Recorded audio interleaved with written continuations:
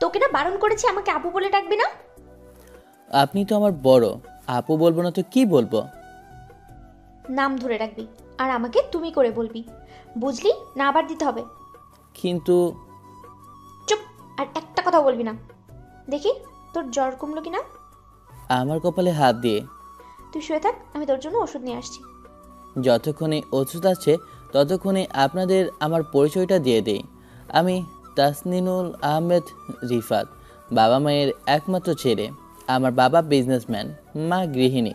আর এতক্ষণ যার সাথে কথা বলছিলাম সে হলো আমার খালাতো বোন, আমার থেকে 1 বছরের সিনিয়র। ওর নাম ইশরাত জাহান, অবশ্য সবাই ওকে সিমি বলেই ডাকে। ওর বাবা হচ্ছে মেজর। আর আমাদের বাসা থেকে সিমিদের বাসার দূরত্ব 10 মিনিটের। খালার বাসায় যাচ্ছিলাম, তার পথে বৃষ্টি শুরু হয়, যার কারণে একটু জ্বর হয়। কিন্তু সিমি এখন আমাকে কোথাও ছাড়ছে না। সিমি ওষুধ নিয়ে হাজির। ওষুধ খাওয়ার পর কফি খাবি না চা? চা খাবো। ওরে আমার চা পাগল রে। আমার নাক টেনে। সিমি এরকম কেন আমি কিছুই বুঝতে পারি না। এক সময় একরকম রূপ, একটু আগে রেগেছিল, আর এখন কত হাসি খুশি। মেয়েদের বোঝাই কঠিন। কে যেন আমাকে কল করেছে। ফোন হাতে নিয়ে দেখি যে আমার বন্ধু রিয়াদ কলটা করেছে। কলটা রিসিভ করলাম। ওই শালা, কোথায় আছিস তুই? এই তো খালাদের বাসায়। তোর মনে নাই আজ আমাদের পাশের পাড়ার ছেলেদের সাথে ক্রিকেট ম্যাচ আছে? ও তাই তো, কিন্তু আমি খেলতে যেতে পারবো না রে। কেন? সিমি আমাকে একা কোথাও ছাড়ছে না। ওদের সাথে 11,000 টাকা বাজি ধরেছি, তোকে আসতেই হবে। আসতে পারি, তবে আমার একটা শর্ত আছে। কি শর্ত? আমরা যদি জিতি তাহলে আমাকে 2,000 টাকা দিতে হবে। আচ্ছা, দিবনি। ওকে বলে তো দিলাম যে খেলবো, কিন্তু সিমি তো আমাকে একা কোথাও ছাড়ছে না। এখনই সুযোগ, এখান থেকে পালাতে যাব ঠিক এমন সময়। এই কোথায় যাচ্ছিস রে? কই, কোথাও তো না। তুই ভালো করেই জানিস আমি মিথ্যে বলা পছন্দ করি না।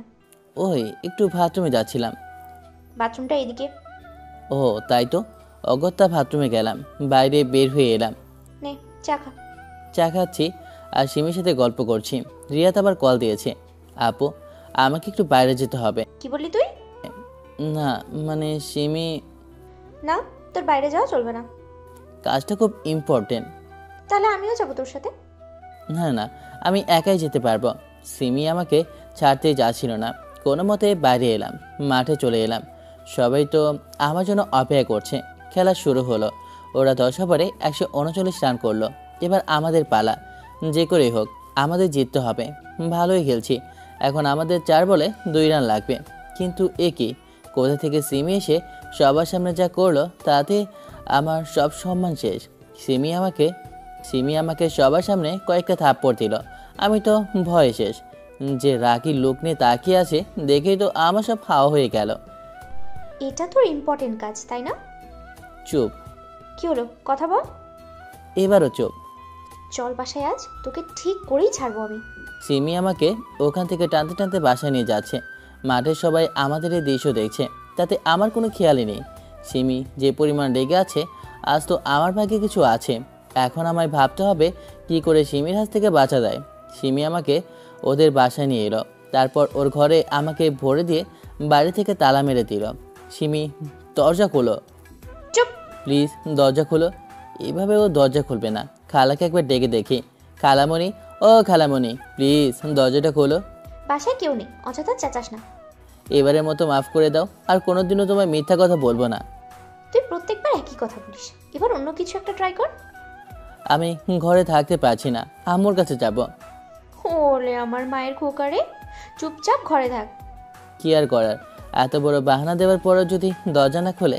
বিছানায় শুয়ে শুয়ে গেমস খেলছি, অনেক খিদাও লেগেছে, কিন্তু সিমি তো এখনও দরজা খুলছে না। খিদা জ্বালায় প্রাণ যায় যায় অবস্থা। মন খারাপ করে শুয়ে থাকলাম। কে যেন দরজা খুলে ভেতরে এলো। দেখলাম সিমি হাতে খাবার নিয়ে এসেছে। নে খাবারটা খেয়ে নে। আওয়াজ শুনে তো মনে হচ্ছে না রেগে আছে। খাবো না। সিমি আমার পাশে এসে বসলো। রাগ করিস না প্লিজ, তোর শরীর খারাপ ছিল তারপরেও খেলতে গেলি, তাও আবার আমাকে মিথ্যে বলে গেলি। চুপ। নে হ্যাঁ কর। অনিচ্ছা সত্ত্বেও কেন জানি ওর হাতে খেতে লাগলাম। খাওয়া শেষে একটু রেস্ট নিতে লাগলাম। একটু পর সিমি এলো, আমার পাশে এসে বসলো। চটটা কি খুব জোরে লেগেছে রে? চর মেরে আবার সিম্পেথি দেখাতে আসছে। কি হলো বল? না ঠিক আছে, যদিও ঠিক নেই, কিন্তু ওর মন রাখতে কথাটা বললাম। আচ্ছা তুই ঘুমা। আমিও ঘুমিয়ে দেশে যাওয়ার প্রস্তুতি নিলাম, ঘুমিয়েও গেলাম। একটু পরে রুমে কারো ঢোকার শব্দ পেলাম। চোর এলো নাকি? ও ও তো আমার কাছে এলো, আমাকে আবার মেরে ফেলবে নাকি? প্রেম করে বিয়ে করার ইচ্ছাটি আর পূরণ হলো না রে। ভয়ের মাথাটা আরও বেড়ে গেল। ও ও ও ও আমার উপর বসে পড়লো কেন? এ কি, ও তো আমাকে চড়িয়ে ধরে শুয়ে পড়লো। এতক্ষণে তো বুঝে গেলাম ও একটা মেয়ে। এখনও আমার অনেক কাছে চলে এসেছে, এতটাই কাছে যে ও নিঃশ্বাস আমার মুখে এসে পড়ছে। এতক্ষণে তো বুঝে গেলাম কে ও। ও হচ্ছে সিমি, কারণ এই মেয়েটার শরীরের গান আমার খুব পরিচিত। সিমি আমার আরও কাছে এলো। এখন আমার ঠোঁটি থেকে সিমির ঠোঁটের দূরত্ব কয়েক সেমি। এখন আমার কন্ট্রোল করতে খুবই কষ্ট হচ্ছে। আমি সিমির ঠোঁটকে আমার নিজের আয়ত্তে করে নিলাম, এমনভাবে ধরে আছি যেন বুঝতে না পারে আমি জেগে আছি। আমি ওকে কিস করা বন্ধ করে দিলেও ও আমাকে কিস করেই যাচ্ছে। একটু পর আমাকে কিস করা বন্ধ করে দিল আর আমার বুকে শুয়ে পড়লো। সিমি উঠে বাইরে যাচ্ছিল, কি মনে করে যেন আমার কাছে এলো, এসে আমার মাথায় হাত বোলালো। তারপর আমার কপালে একটা চুমু দিয়ে বাইরে চলে গেল। আমার চোখে ঘুম উধাও হয়ে গেল। আমার এখন নিচেরই লজ্জাবোধ হচ্ছে। হাজার হলেও বড় আপু, যদিও আমি তাকে ভালোবাসি, কিন্তু আমি তাকে বৈধভাবে পেতে চাই। ফজরের সময় আমার ঘুম এলো। ঘুম থেকে উঠে দেখি বেলা 10টা বাজে। আজ আমাকে সিমি ডাকলো না কেন? ফ্রেশ হয়ে ঘর থেকে বের হব ঠিক তখনই। ঘর থেকে বের হতে যাব ঠিক সে সময় কার সাথে যেন ধাক্কা খেলাম। উঠে দেখলাম ও একটা মেয়ে, কিন্তু এ মেয়েকে তো আমি চিনি না, আর এ মেয়ে তো আমাদের সম্পর্কে কেউ না। তাহলে এখানে কি করছে? সরি, আমি ঠিক বুঝতে পারিনি। না ঠিক আছে, আসলে আমি দেখতে পাইনি। আমিও দেখতে পাইনি, তাই আমিও সরি। রিফাত, এতক্ষণে ঘুম থেকে উঠলি? আমি তোকে ডাকতেই আসছিলাম। হুম। আচ্ছা তোদের পরিচয় করিয়ে দিই। ও হচ্ছে ইতি, আমার বেস্ট ফ্রেন্ড, আর ই হচ্ছে রিফাত। কি ব্যাপার? ইতির পরিচয় দিল যে ওটা ওর বেস্ট ফ্রেন্ড, কিন্তু আমি যে ওর খালাতো ভাই, সে পরিচয় দিল না কেন? হ্যাঁ বুঝলাম, ওর নাম রিফাত, কিন্তু সম্পর্কে তোর কে হয় সেটা তো বলবি। রিফাত আমার খালাতো ভাই। হাই, আমি ইতি। হাই, আমি রিফাত। হয়েছে, এখন নিচে চল, খাবার ঠান্ডা হয়ে যাচ্ছে। আমার কেন জানি মনে হলো আমার আর ইতির হাত মিলানো সিমির পছন্দ হলো না। যাই হোক, খুব ক্ষুধা পেয়েছে, যাই কিছু খেয়ে আসি। খাবার টেবিলে বসলাম, ইতি আমার পাশে বসলো। সিমি শুধু কয়েকবার তাকে খাবার বেড়ে দিতে লাগলো। খাবার খাওয়া শুরু করলাম। সিমি আমার সামনে বসলো। একটু পর পর ইতি আমার পায়ের ওপর পা দিচ্ছে। আমি যখনই ওর দিকে তাকাচ্ছি তখনই সে মুচকি হাসি দিচ্ছে। মেয়েটা দেখতে ভালোই, কিন্তু ওর কাণ্ড কারখানা দেখে মনে হচ্ছে মাথার তার কাটা। কারণ 2 মিনিটের পরিচয়ে কেউ কারোর সাথে এরকম করে নাকি? সিমি আমাদের দিকে তাকিয়ে আছে, মুখটা পুরোটাই লাল বর্ণ ধারণ করেছে। হয়তো ওকে ঝাল লেগেছে। আমি খাবারটা খেতে লাগলাম। কই, কিছুই তো ঝাল হয়নি, তাহলে ওর মুখ কেন লাল হলো? হয়তো প্রচণ্ড গরমে এরকম হয়েছে, কিন্তু এখানে তো এসি আছে। তাহলে কোন কারণে হয়েছে? হয়তো। আমার তরকারি শেষ, সিমি একটু তরকারি দাও তো। এনে ধর। বাটিটা আমার প্লেটে ঢেলে দিল আর খাবার ছেড়ে উঠে গেল। এরকম কেন বললো? ইতিকে জিজ্ঞেস করলাম। কে জানি। খাওয়া দাওয়া শেষে আমার ইতি গল্প করছি। আপনাকে তো আগে কখনো দেখিনি। আসলে আমি ইন্টার পরীক্ষার পর বাইরেই চলে যাই, কালকেই এখানে এসেছি। ও, তুমি ফেসবুক চালাও? আজকালও বাচ্চারাও চালায়, আমি তো বড়। হাইসে আমার বড় পোলা। এত হাসলে কিন্তু দাঁত পড়ে যাবে। তুমি তো ভালোই কথা বলতে পারো। হয়তোবা। আচ্ছা তোমার আইডিটা দাও।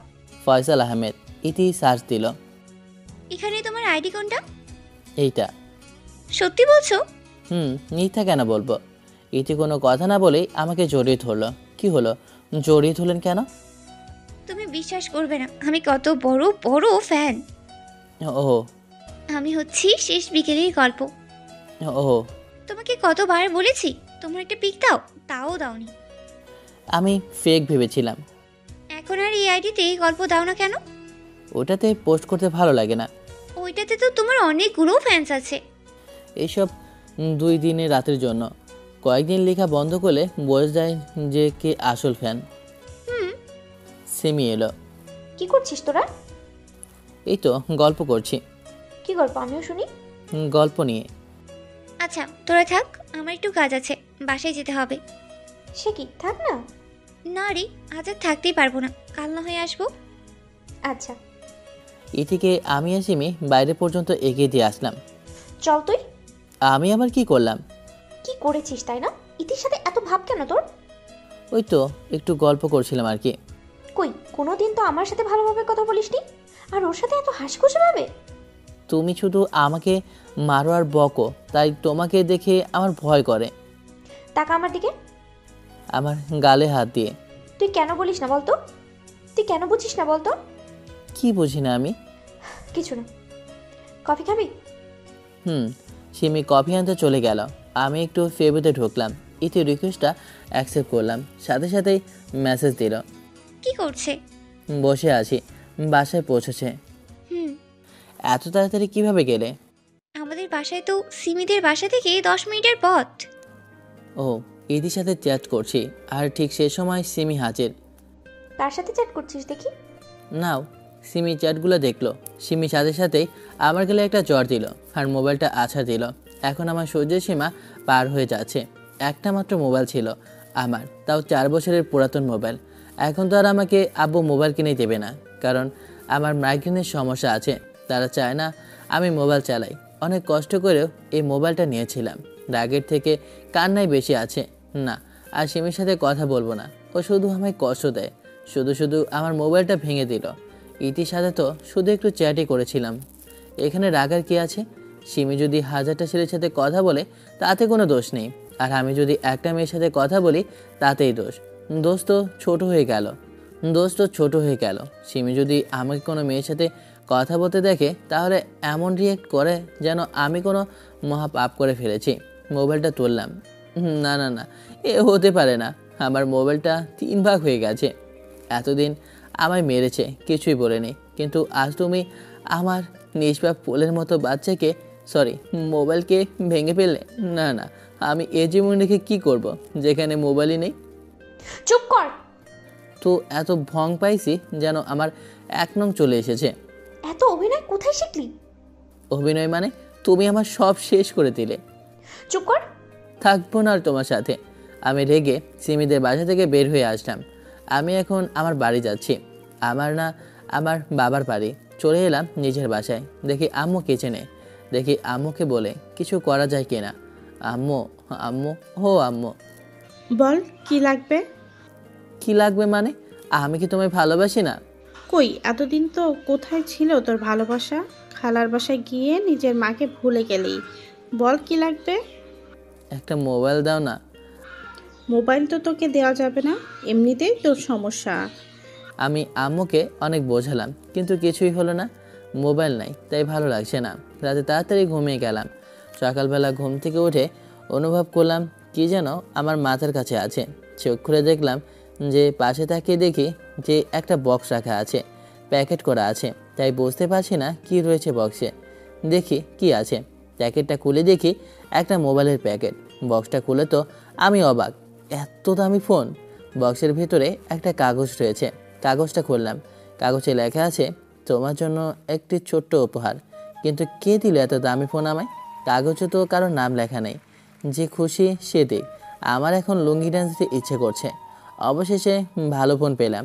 যাই, আগে ফ্রেশ হয়ে নিই। ফ্রেশ হয়ে এসে নতুন মোবাইলটা নিয়ে লাফাতে লাফাতে আম্মুর কাছে গেলাম। কি হয়েছে তোর? এভাবে লাফাচ্ছিস কেন? কেন মানে? দেখছো না কত দামি আর স্মার্টফোন আমার হাতে? তুই মোবাইল কোথায় পেলি? আম্মু, কেন নাটক করছো? তুমিই তো দিয়েছো। কই না তো। তুমি দাওনি? তাহলে হয়তো আব্বু দিয়েছে। না না, তোর বাবা দেয়নি। তাহলে কি তুই কিনেছিস? পাগল হলে নাকি? এত দামি ফোন কিনতে গেলে আমার কমপক্ষে 4 বছর ধরে টাকা জমাতে হবে। আচ্ছা, আয় বস, আমি তোর জন্য খাবার নিয়ে আসছি। আমিও তো বসে পড়লাম। আহা, আজ যে আমার কি আনন্দ লাগছে বলে বোঝাতে পারবো না। এমনিতেই নতুন মোবাইল, তার উপর এত দামি। যে আমাকে এই ফোনটা দিয়েছে তার জন্য অশেষ ধন্যবাদ। মোবাইলটা টিপতে লাগলাম। একটু ফেসবুকে ঢুকলাম। না, কিছুই নাই, কয়েকটা নোটিফিকেশন মাত্র। নিউজফিড ঘুরতে লাগলাম। আম্মু চলে এলো আর শুরু হয়ে গেল আমার বকা খাওয়া। এর জন্যই তোকে মোবাইল দিই না। কেন? আমি কি করলাম? এই তো সব সময় মোবাইল নিয়ে পড়ে থাকিস। আচ্ছা ঠিক আছে, কম করে চালাবো। এই ডায়লগ বাদ দে, খাবার খেতে আয়। আমিও খেতে বসে গেলাম। খাবার সময় কে যেন কল দিল। দেখি যে সিমি কল দিয়েছে। না, ওর সাথে আর কোনোদিনও কথাই বলবো না। কথা তো দূরের কথা, ওর মুখ পর্যন্ত দেখবো না। বারবার কল দিচ্ছে আর আমি ভদ্র ছেলের মতো ওর কলটা কেটে দিচ্ছি। এখন আমার চরম বিরক্ত লাগছে। কি ফালতু মেয়ে বুঝি না। দেখছে এতবার কল কাটলাম, তারপরও আমাকে কল দিয়ে যাচ্ছে। একটু পর মেসেজ দিল। মেসেজে লিখেছে, প্লিজ কলটা ধর, আমাকে ক্ষমা করে দে, আর কোনোদিনও তোর সাথে বাজে ব্যবহার করবো না। এই রকম আরও কয়েকটা মেসেজ দিয়েছে। এখন যতই বলুক আমার সাথে বাজে ব্যবহার করবে না। কয়েকদিন পর ঠিক আবার আগের রূপে ফিরে আসবে। মোবাইলটা অফ করে দিলাম। আম্মুকে যেন কল দিল। আম্মু কথা বলা শেষে আমার কাছে এলো। তুই একটু তোর খালার বাসায় যা তো, কেন? কিছু কাজ আছে। তার মানে সিমি কল করে ডেকেছে। আমি তো যাব না, আমার একটু কাজ আছে, আর যেতে পারবো না। তোর কি হয়েছে বলতো? কিছু হয়নি তো। আগে তো খালার নাম শুনলেই লাফাতি, আর এখন যেতেই চাচ্ছিস না। কিছু না, আমি গেলাম। তোর কিছুই ভালো লাগছে না, সব দিক দিয়েই প্যারা। একা একা ভালো লাগছে না। দেখি বেস্টুটারে কল দিয়া, কোথায় আছিস? বাসায়? কেন? ভালো লাগছে না, তুই আয়। মামার দোকানে বস, আমি আসছি। গেলাম চাওয়ালা মামার দোকানে। এই দোকানে বসেই আমরা আড্ডা দিই। মামা কি খবর মামা? মন খারাপ দেখাচ্ছে যে? না সেরকম কিছু না। চা দিব তোমারে? দেন দেখি। ফেবুতে ঢুকি, কিছুই নেই, কয়েকটা নোটিফিকেশন মাত্র।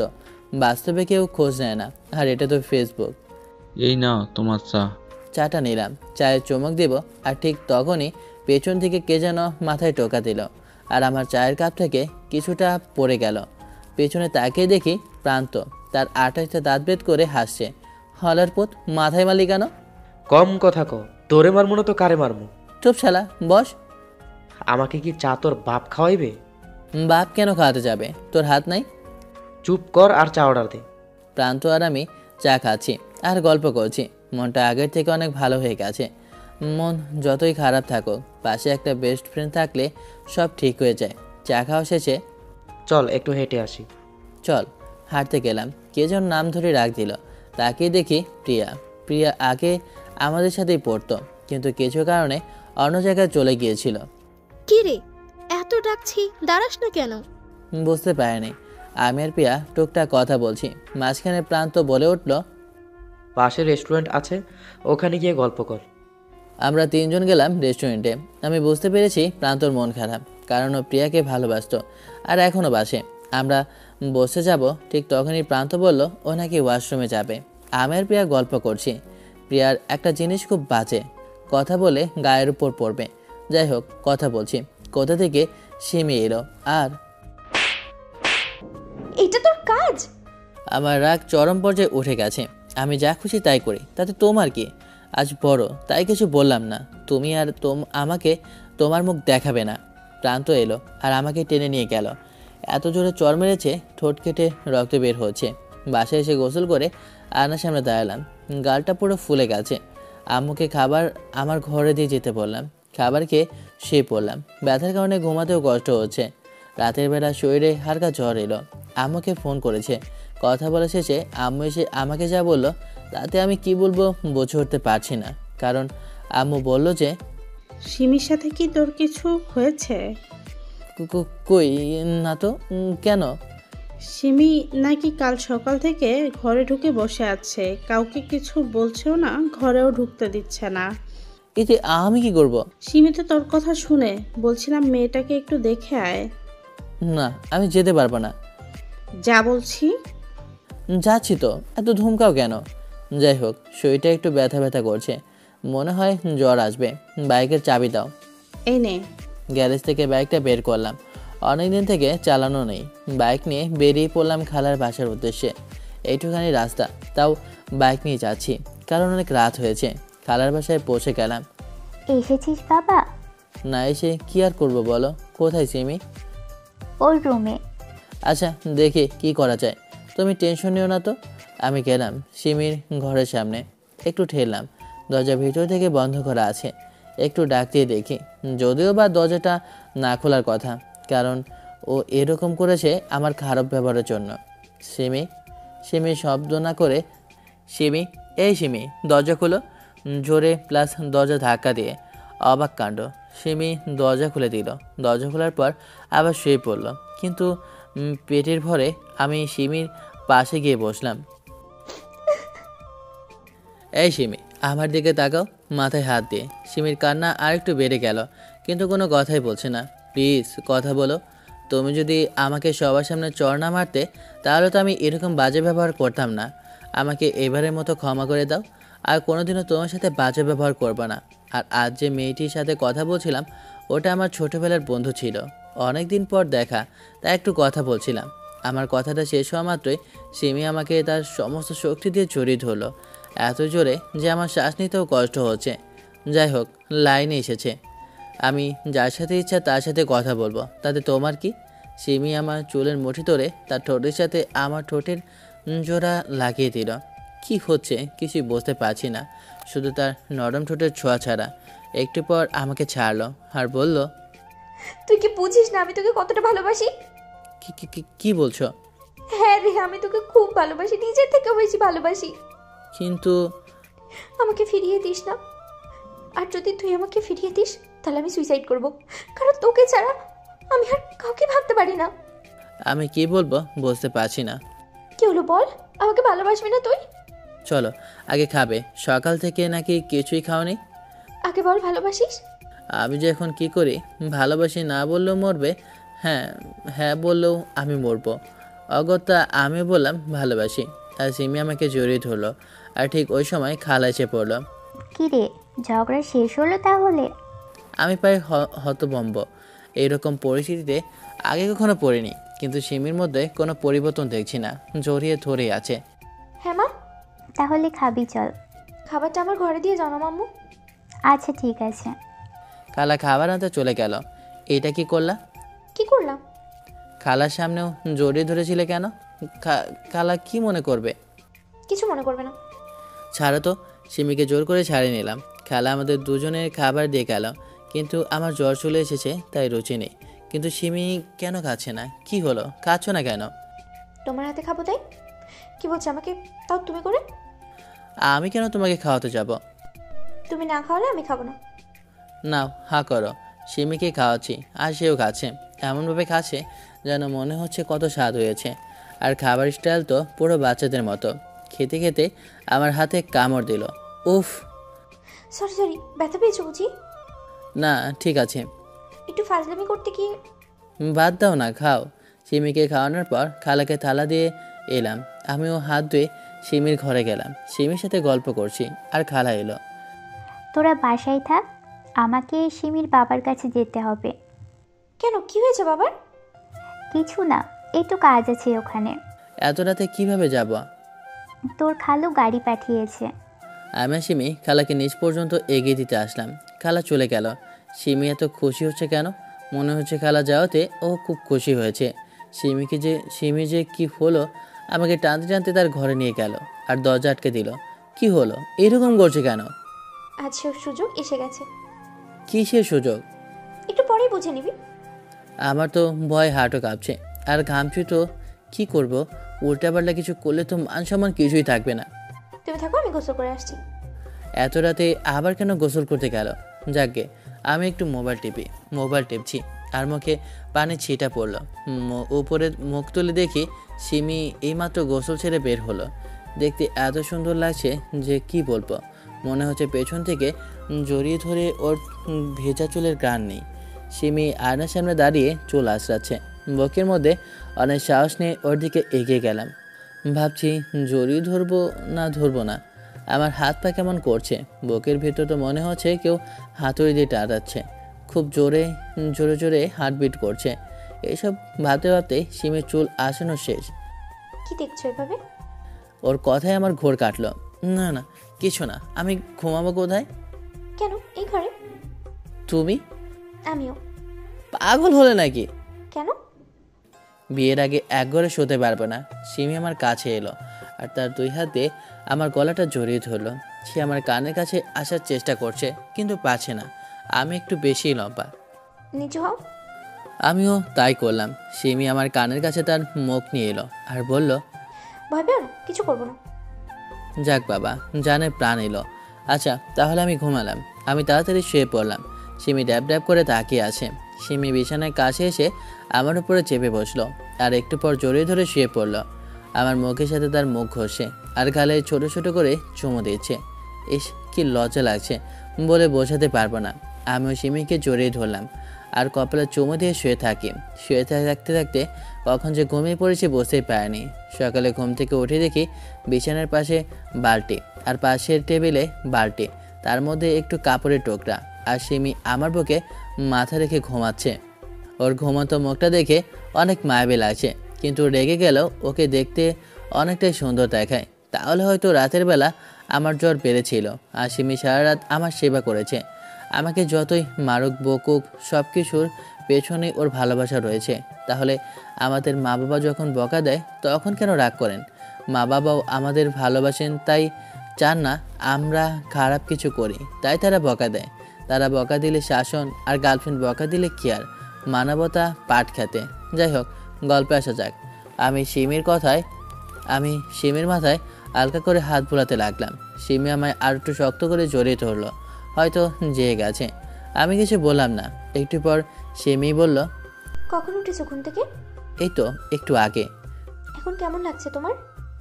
তুমি সেবা করেছো, ভালো না হয়ে পারি? সবসময় বেশি বলো কেন?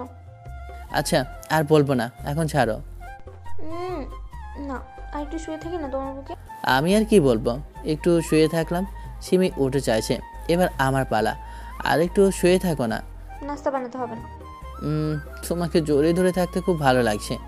আমি যা বললাম তুমি তাই বলছো, মানে প্রতিশোধ নিচ্ছ, তাই না?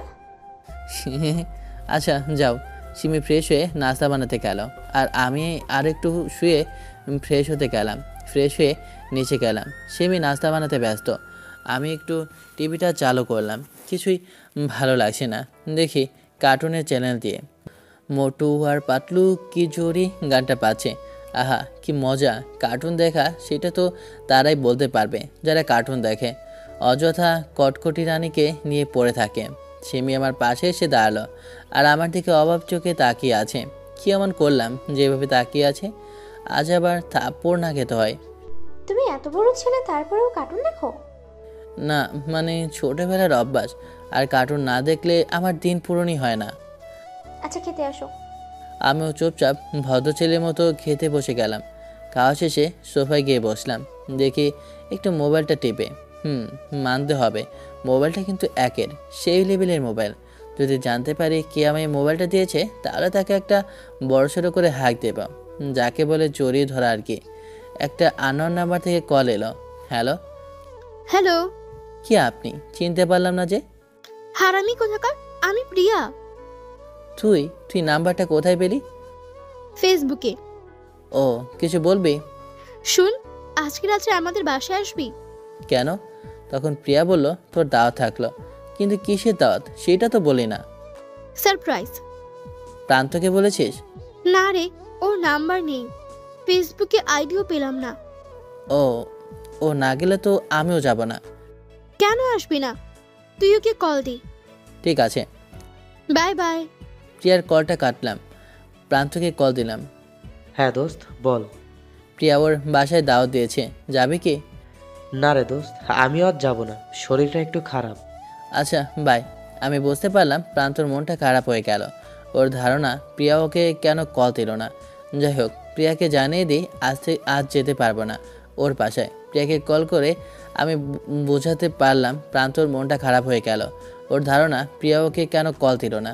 যাই হোক, প্রিয়াকে জানিয়ে দিই আজ যেতে পারবো না ওর বাসায়। প্রিয়াকে কল দিলাম। বল। আজ যেতে পারবো না রে। কেন? সরি রে। প্রিয়া অনেক জোরাজোরি করলো, তাই যেতে রাজি হলাম। একটু পর সিমি এসে, কোথায় যাবা? প্রিয়ার বাসায়। প্রিয়া কি? মারবো না তো কি করবো? গায়ের উপরে পড়েছিলি কেন? আমি কি পড়েছি? পড়েছে তো ওই। তাহলে তুই ওকে সরালি না কেন? ও ধরেছে আর তুমি মেরেছো। বাদ দে, তোকে ওর বাসায় যেতে হবে না। কেন? ওর হাবভাব ভালো না। ও অনেক জেদ করছে। তাহলে আমিও তোর সাথে যাব। ঠিক আছে। বাপরে, এত কথা, তার উপর যখন কিভাবে কথা বলে, একবার তুই আরেকবার তুমি, পাগল হয়ে যাওয়া মনে হয়। এখন প্রিয়াকে বলে দিই সাথে আরও 2 জন যাচ্ছে। 2 জন বোঝে না তো, একটা সিমি আরেকটা প্রান্ত। ওকে ছাড়া যাব কোনো মতেই না। প্রিয়াকে মেসেজ করে ফেলেছি, এবার যাবার পালা। দুপুরটাও আমার আর সিমির খুনছুটিতে গেল। সন্ধ্যার সময় কি হলো, এসো। এই তো আরেকটু। সিমি সিঁড়ি দিয়ে নামছে তো মনে হচ্ছে কোনো এক পরী আমার সামনে দিয়ে হেঁটে আসে।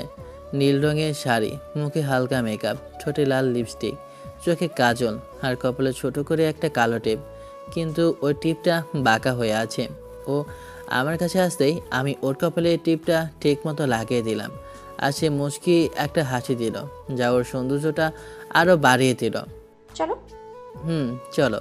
আমি বাইকটা স্টার্ট দিলাম, আর সিমি পেছন থেকে আমায় জড়িয়ে ধরলো। তখন এতটাই খুশি লাগছিল যেন মনে হচ্ছিল রাস্তাটা যেন শেষ না হয়। প্রান্তর বাসায় গেলাম, সারা যেতেই চাচ্ছিল না, জোর করে উঠিয়ে নিয়ে এসেছি।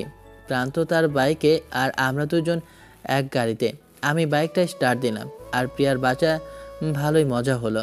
মনে হয় বৃষ্টি হবে, তাই আমরা তাড়াতাড়ি বাসার উদ্দেশ্যে রওনা দিলাম।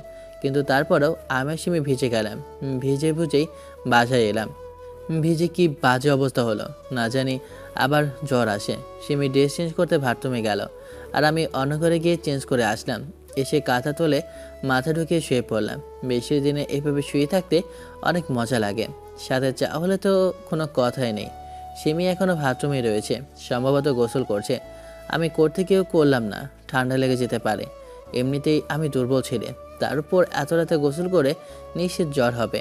বাথরুমের দরজা খোলার আওয়াজ পেয়ে কাঁথার তল থেকে মুখটা বের করলাম। সিমি মাত্র গোসল ছেড়ে বের হলো।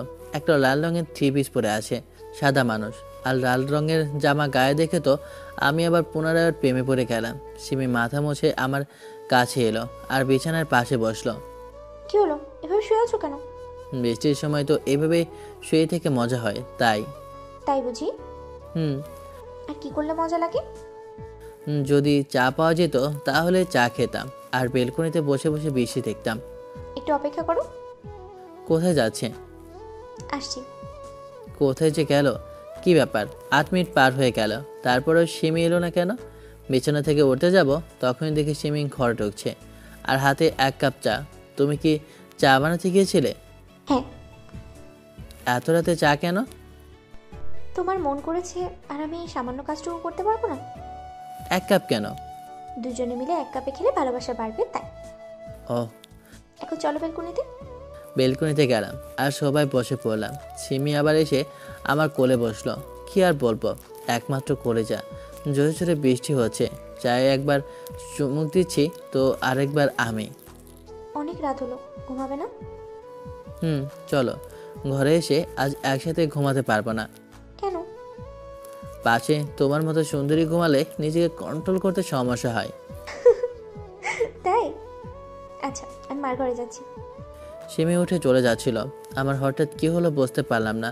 আমি সিমির হাত ধরে আমার কাছে নিয়ে আসলাম। সিমিকে যে কিস করতে যাব, ও দূরে ছুটে গেল। আমি ওর দিকে এগোতে থাকলাম, সিমিকে দেওয়ালের সাথে চেপে ধরলাম। এবার একটু কিস খেলাম। আস্তে আস্তে কিসের মাত্রা বাড়াতে লাগলো। সিমু এখন রেসপন্স করছে। আমি শুধু ফিল করতে চেয়েছিলাম, কিন্তু ব্যাপারটা অনেক গভীরে চলে যায়। এই রাতে আমাদের মধ্যে শারীরিক মিলন হয়, আর এই রাতটা আমার জীবনে অন্ধকার ডেকে আনে। সকালবেলা ঘুম থেকে উঠে সিমি দেখে সে রিফাতের বুকে শুয়ে আছে, কিন্তু তার একটু পরে রাতের কথা মনে পড়ে গেল। সিমির আফসোস হচ্ছে কেন এমনটা করলো সে। সিমি এটা করতে চায়নি, তবুও আগুন আর কি পাশাপাশি থাকলে যা হয়। সিমির চোখে পানি জমতে শুরু করে দিয়েছে। সিমির কান্না চোটের বেগ বাড়তেই থাকলো। সিমির কান্নার আওয়াজে আমার ঘুম ভেঙে যায়। কি হয়েছে, সকালেই কাঁদছো কেন? কান্না করছে। তাকাও আমার দিকে আর বলো কি হয়েছে। সিমির কাঁধে হাত দিয়ে। সিমি এখন রাগ উঠেছে রিফাতের ওপর। যা কিছু হলো সব রিফাতের জন্য। হাত ছড়া তুই। কেন, কি হয়েছে সেটা তো বলো। আমি তোকে হাত ছড়াতে বলেছি। আচ্ছা সরালাম, এবার তো বলো কি হয়েছে তোমার। কুত্তা, তোর কারণেই তো সব হয়েছে। এখন আবার নাটক করছিস কেন? আমি আবার কি করলাম? গালি দিচ্ছ আর মারছো কেন? সাধু শাস্ত্রিস কেন? হ্যাঁ, রাতে কি করলি তুই? না মানে ওটা ভুলে হয়ে গেছে। ভুল? বাহ, কত সহজে বলে দিলি এটা একটা ভুল। এখন আমার কি হবে? হ্যাঁ, কেন তুমি আমায় ভালোবাসো না? ভালোবাসলে কি হবে? আমি তো তোমাকেই বিয়ে করব, এত টেনশন কেন নিচ্ছ? সিমি যেন রাগে ফেটে যাচ্ছে। সিমি আর রিফাতকে সহ্য করতে পারছে না। তুই আমার সাথে কোনো কথা বলবি না, দূর হ চোখের সামনে থেকে। আমিও চলে এলাম খালার বাসা থেকে। এখন আমারও রাগ হচ্ছে, সব দোষ নাকি আমার। সে তো আমাকে আটকাতে পারতো। আমি বাসায় এসে শুয়ে পড়লাম। অন্যদিকে সিমি এখন প্রচণ্ড ভেঙে পড়েছে। ও কী যে করলো তা নিজেও বুঝতে পারছে না। সিমি বাথরুমে ফ্রেশ হয়ে রুমে এসে শুয়ে পড়লো। সিমির এখন রিফাতকে ঘৃণা হচ্ছে। ছি ছি ছি ছি, শেষ পর্যন্ত আমাদের ভালোবাসাটা এইসবে পরিণত হলো, সেটা ভাবতেই সিমির ঘৃণা বাড়ছে। আমি ঘুম থেকে উঠে ফ্রেশ হলাম, নিচে আমিও চলে এলাম। নিচে গিয়ে আম্মু খেতে দাও তো। আচ্ছা দিচ্ছি। আমি টেবিলে বসে রইলাম, আম্মু খাবার দিল। আমি খেয়ে দিয়ে উপরে চলে এলাম। আজ 1 মাস হয়ে গেল, সিমির সাথে কোনো কথা নেই। সিমির মুখটা পর্যন্ত দেখিনি। এই 1 মাস আমার কতটা কষ্ট গেছে সেটা শুধু আমি জানি। এই 1 মাসের সিমির প্রতি আমার ভালোবাসা দ্বিগুণ বৃদ্ধি পেয়েছে। সিমিদের বাসায় সিমির কোনো কিছুতেই মন বসে না, ভালো মতো খাওয়া দাওয়া করে না। মোট কথা ওর জীবন এখন এলোমেলো হয়ে আছে। কি হয়েছে রে মা তোর? কিছু না, তাহলে সব সময় অন্যমনস্ক থাকিস কেন? এমনি। চল, কিছু খাবি? না। অনেক জোরাজোরির পর সিমি খেতে রাজি হলো। সিমি একটু খাবার মুখে দিতেই বমি চলে এলো। সিমি তাড়াতাড়ি ওয়াশরুমে চলে গেল। সিমির মা বেশ চিন্তিত। যাই হোক, সিমি অসুস্থ খবরটা আমার মা জেনে গেল। চল তোর খালার বাসায়। কেন? সিমি নাকি অসুস্থ। আম্মু আর আমি খালার বাসায় গেলাম। তখন ডাক্তার সিমির চেক আপ করছিল। আপনাদের জন্য একটা খুশির খবর আছে। কি খবর ডাক্তার সাহেব? আপনি নানি হতে যাচ্ছেন। এই কথা শোনা মাত্র সবার পায়ের তল থেকে মাটি সরে গেল। রিফাত, তুই ডাক্তারবাবুকে নিচে ছেড়ে আয়। আমি ডাক্তারকে ছেড়ে যখন উপরে এলাম তখন শুনতে পেলাম খালা সিমিকে জিজ্ঞেস করছে, কিন্তু সিমি কিছুতেই বলছে না। হয়তো সিমি চাচ্ছে না যে আমাকে কেউ খারাপ ভাবুক। বল, কি করে এসব হলো? বল, কেন করলি এমন? তোকে আমার মেয়ে ভাবতেই লজ্জা করছে। বল, কার সাথে এসব করেছিস? না বললে তোকে আজ মেরেই ফেলবো। খালা আবার সিমির গায়ে হাত উঠাতে যাচ্ছিল, আর ঠিক সেই সময় আমার কারণে এসব হয়েছে। আমার মুখ থেকে এ কথা শুনে সবাই বাকরুদ্ধ হয়ে গেল। কেউ যেন কথাটা বিশ্বাস করতে পারছে না। হঠাৎ আম্মা, তোর কারণে আজ একটা মেয়ের জীবন নষ্ট হয়ে গেল। ছি ছি, আমি ভাবতেই পারছি না আমার ছেলে হয়ে তুই এ কাজ করবি। খালা একবার আমার দিকে তাকাচ্ছে, একবার সিমির দিকে তাকাচ্ছে। খালা যেন কথাটা বিশ্বাস করতেই পারছে না। দূর হ আমার চোখের সামনে থেকে। ওকে ছেড়ে দে, ওর আর কি দোষ? ছেড়ে দিব মানে? ওর কারণে আজ একটা মেয়ের জীবন নষ্ট হয়েছে। ওকে তো মেরে ফেললেও আমার মনের জ্বালা মিটবে না। সিমিরও তো দোষ আছে, না হলে এমন হতো না। তুই এখনো আমার সামনে দাঁড়িয়ে রয়েছিস হারামজাদা, যা এখান থেকে। আমি যাচ্ছিলাম না, আম্মু আমাকে ঠেলতে ঠেলতে ঘরের বাইরে করে দিল। বের হবার সময় সিমির দিকে তাকালাম। সিমিকে দেখে বুকটা কষ্টে ফেটে যাচ্ছে, গালটাতে আঙ্গুলের দাগ বসে আছে, চোখ দুটো কেঁদে কেঁদে ফলে উঠেছে। না, ওর দিকে তাকানো যাচ্ছে না। সিমির এই অবস্থা দেখে আমারও চোখে পানি জমতে শুরু করে দিয়েছে। একমাত্র ভুলের জন্য কয়েকটা জীবন নষ্ট হয়ে গেল। আমি খালাদের বাসা থেকে চলে আসলাম। রাস্তা দিয়ে আনমনে হাঁটছি আর ভাবছি, যদি সেই ভুলটা না করতাম তাহলে হয়তো আজ এতটা কষ্ট পেতে হতো না। রাস্তা দিয়ে হেঁটে যাবার সময় কে যেন আমায় ধাক্কা দিয়ে রোডে ফেলে দিল।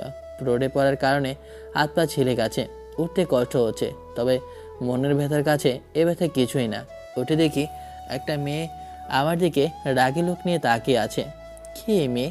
একে তো আগে কোনোদিন দেখিনি। মনে হয় এই মেয়েটাই আমাকে ধাক্কা দিয়ে রোডে ফেলে দিয়েছে। এই যে মিস্টার, মরার এত শখ কেন? কি আপনি? আর আমাকে ধাক্কা দিলেন কেন? দেখেন তো কত জায়গায় ছিলে গেছে। আপনার ভাগ্য ভালো আমি ধাক্কা দিয়েছি, ট্রাক দিলে তো সোজা উপরে চলে যেত। হয়তো রাস্তা দিয়ে হাঁটার সময় ট্রাকের সামনে চলে গিয়েছিলাম, তাই হয়তো মেয়েটা আমাকে ধাক্কা দিয়েছে। ধন্যবাদ। চলুন গাড়িতে উঠে বসুন। কেন? দেখছেন না কত জায়গায় ছিলে রক্ত বের হচ্ছে? না ঠিক আছে। কি ঠিক আছে? উঠুন বলছি। অনেক জোরাজোরি করার পর গাড়িতে উঠলাম।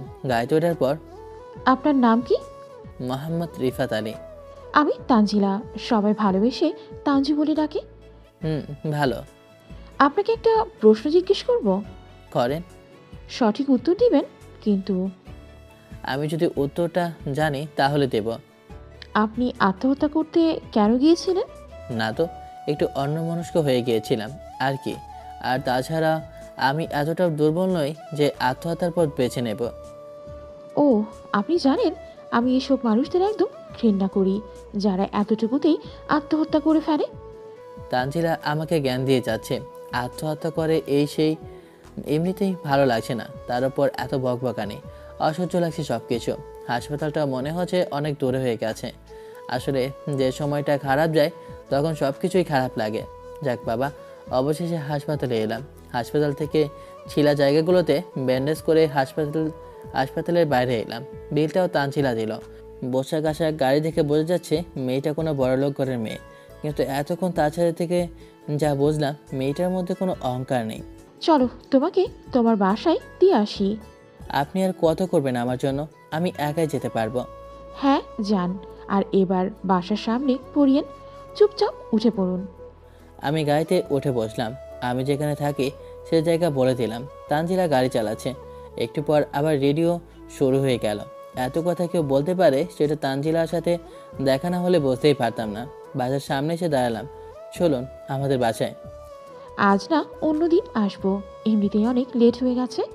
By, see you soon. আমি আর কিছু বললাম না, বাসায় গেলাম। দেখি আম্মু মাথায় হাত দিয়ে সোফায় বসে আছে।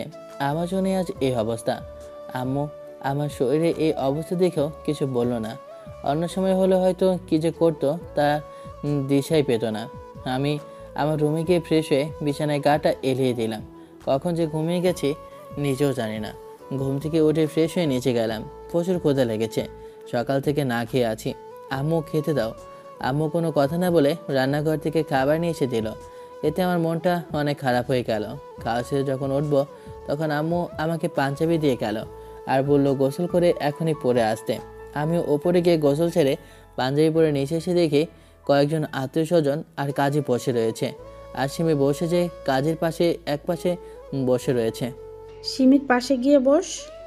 আমিও আমার কথা মতো সিমির পাশে গিয়ে বসলাম। ভালোভাবেই বিয়েটা হয়ে গেল। রাতে বাসর ঘরে ঢুকলাম। আমি জানতাম বউ বরকে সালাম করে, কিন্তু ও তো নড়াচড়াও করছে না। হয়তো জানে না আমি সিমির পাশে গিয়ে বসলাম। ওর ঘুমটা সরাতেই, কি জন্য বিয়ে করলি? যা করার তোর তো আগেই করে নিয়েছিস। এমনি দিন মারতা ভালো কথা, তাই বলে বাসরা তো মারতে ছাড়বে না। বেশি কথা বলিস না, আর ভুল করেও আমাকে ছুবি না। ঠিক আছে। আমি বিছানায় শুতে গেলে সিমি বলে উঠল, বিছানায় কেন উঠেছিস? ঘুমাবো তাই শোবো। তুই আর আমি এক বিছানায় শোবো? হ্যাঁ, তাতে সমস্যা কি? এখন তো আমরা বিবাহিত। চুপ, আর ভুল করেও এই কথা বলবি না। তুই যদি বিছানায় শুতিস তাহলে আমি কিন্তু ফ্লোরে শোবো। না থাক, তুমি ওপরে ঘুমাও, আমি নিচে ঘুমাচ্ছি। আমি নিচে শুতে রাজি হলাম, কারণ এখন সে অন্তঃসত্ত্বা। আমি চাই না আমার কারণে আমার বাচ্চাটার কোনো ক্ষতি হোক। যদিও বা আমি কোনো দিন নিচে শুয়ে থাকিনি। তারপরে বিছানা থেকে একটা বালিশ আর কাঁথা নিয়ে নিচে শুয়ে পড়লাম। কাঁথাটা ফ্লোরে রেখে শুয়েছি। তারপরে পিঠে ব্যথা করছে। আবার নরম বিছানায় শুয়ে অভ্যাস। তা তো আর এই নরম পাতলা খাতা নরম জায়গার মতো হতে পারে না। যাই হোক, অনেক কষ্ট করে ঘুমিয়ে গেলাম। সকালবেলা সিমি আমাকে ধাক্কা দিয়েতে ঘুম থেকে ওঠালো। এই ওঠ। মা, আর একটু ঘুমাতে দাও। এই, আমি তোর মা নই। ঘুম থেকে তাড়াতাড়ি উঠ, না হলে তোর উপরে পানি ঢেলে দেবো। আর তাতেও কাজ না হলে তোর মোবাইলটা ভেঙে ফেলে দেবো। আমি তাড়াতাড়ি ঘুম থেকে উঠে গেলাম। আমার যাই হোক, মোবাইল ঠিক থাকলেই হলো। কি হয়েছে, এত চেঁচাচ্ছ কেন? খালা তোকে নিচে খেতে রাখছে। তুমি যাও, আমি ফ্রেশ হয়ে আসি। সিমি চলে গেল। এবার আমি ফ্রেশ হয়ে নিচে গেলাম। কই খাবার দাও। আজব তো, সিমি আমাকে খাবার দিল ঠিকই, কিন্তু আমার সাথে একটা কথা বলো না। এখনও রেগে আছে হয়তো। আস্তে আস্তে সব ঠিক হয়ে যাবে। খাবারকে ওপরে গেলাম। এখন একটু বাইরে যাব। রেডি হলাম, কিন্তু আমি আমার ফোনটা খুঁজে পাচ্ছি না। নিচে গিয়ে আম্মুকে জিজ্ঞেস করলাম, কিন্তু আম্মু শুধু জানি না বলে থেকে গেল। বুঝলাম কথা বলার মোড নেই, তাই ওপরে চলে এলাম। রুমে এসে দেখি সিমি আতশো হয়ে আছে। আর ওপরে তাকিয়ে রয়েছে। সিমিকে জিজ্ঞেস করে দেখি, সিমি আমার ফোনটা খুঁজে পাচ্ছি না, একটু খুঁজে দেবে প্লিজ?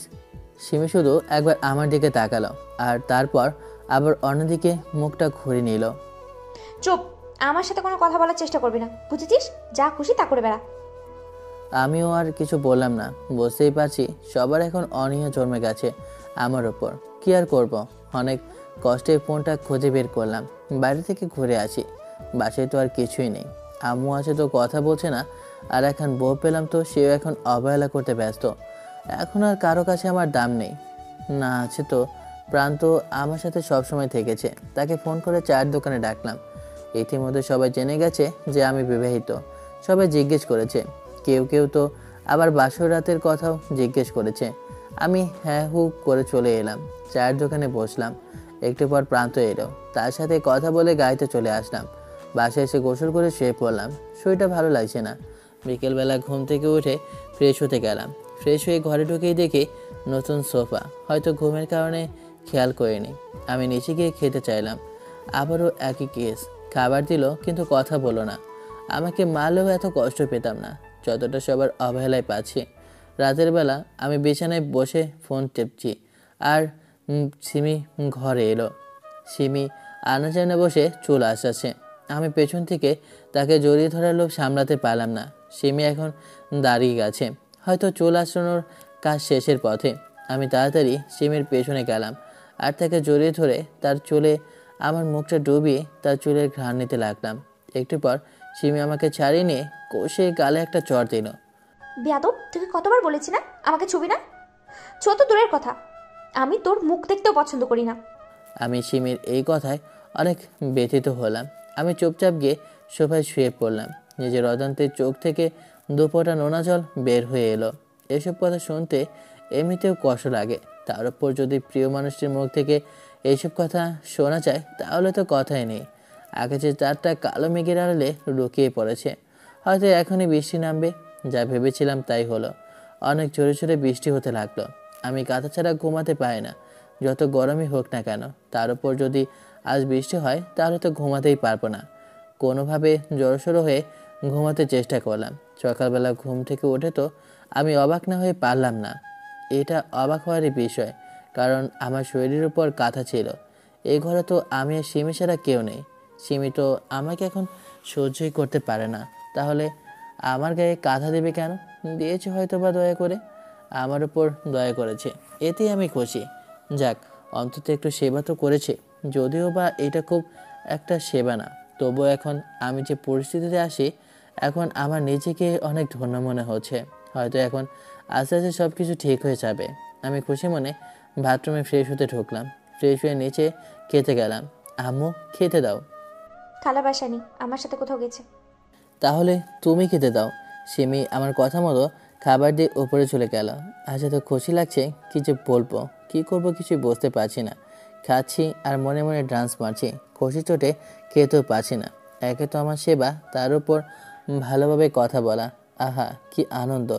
আজ ট্রিট দিব প্রান্ত আর প্রিয়াকে। খাবার না খেয়ে উপরে গেলাম, প্যান্ট আর শার্ট পরে রেডি হলাম।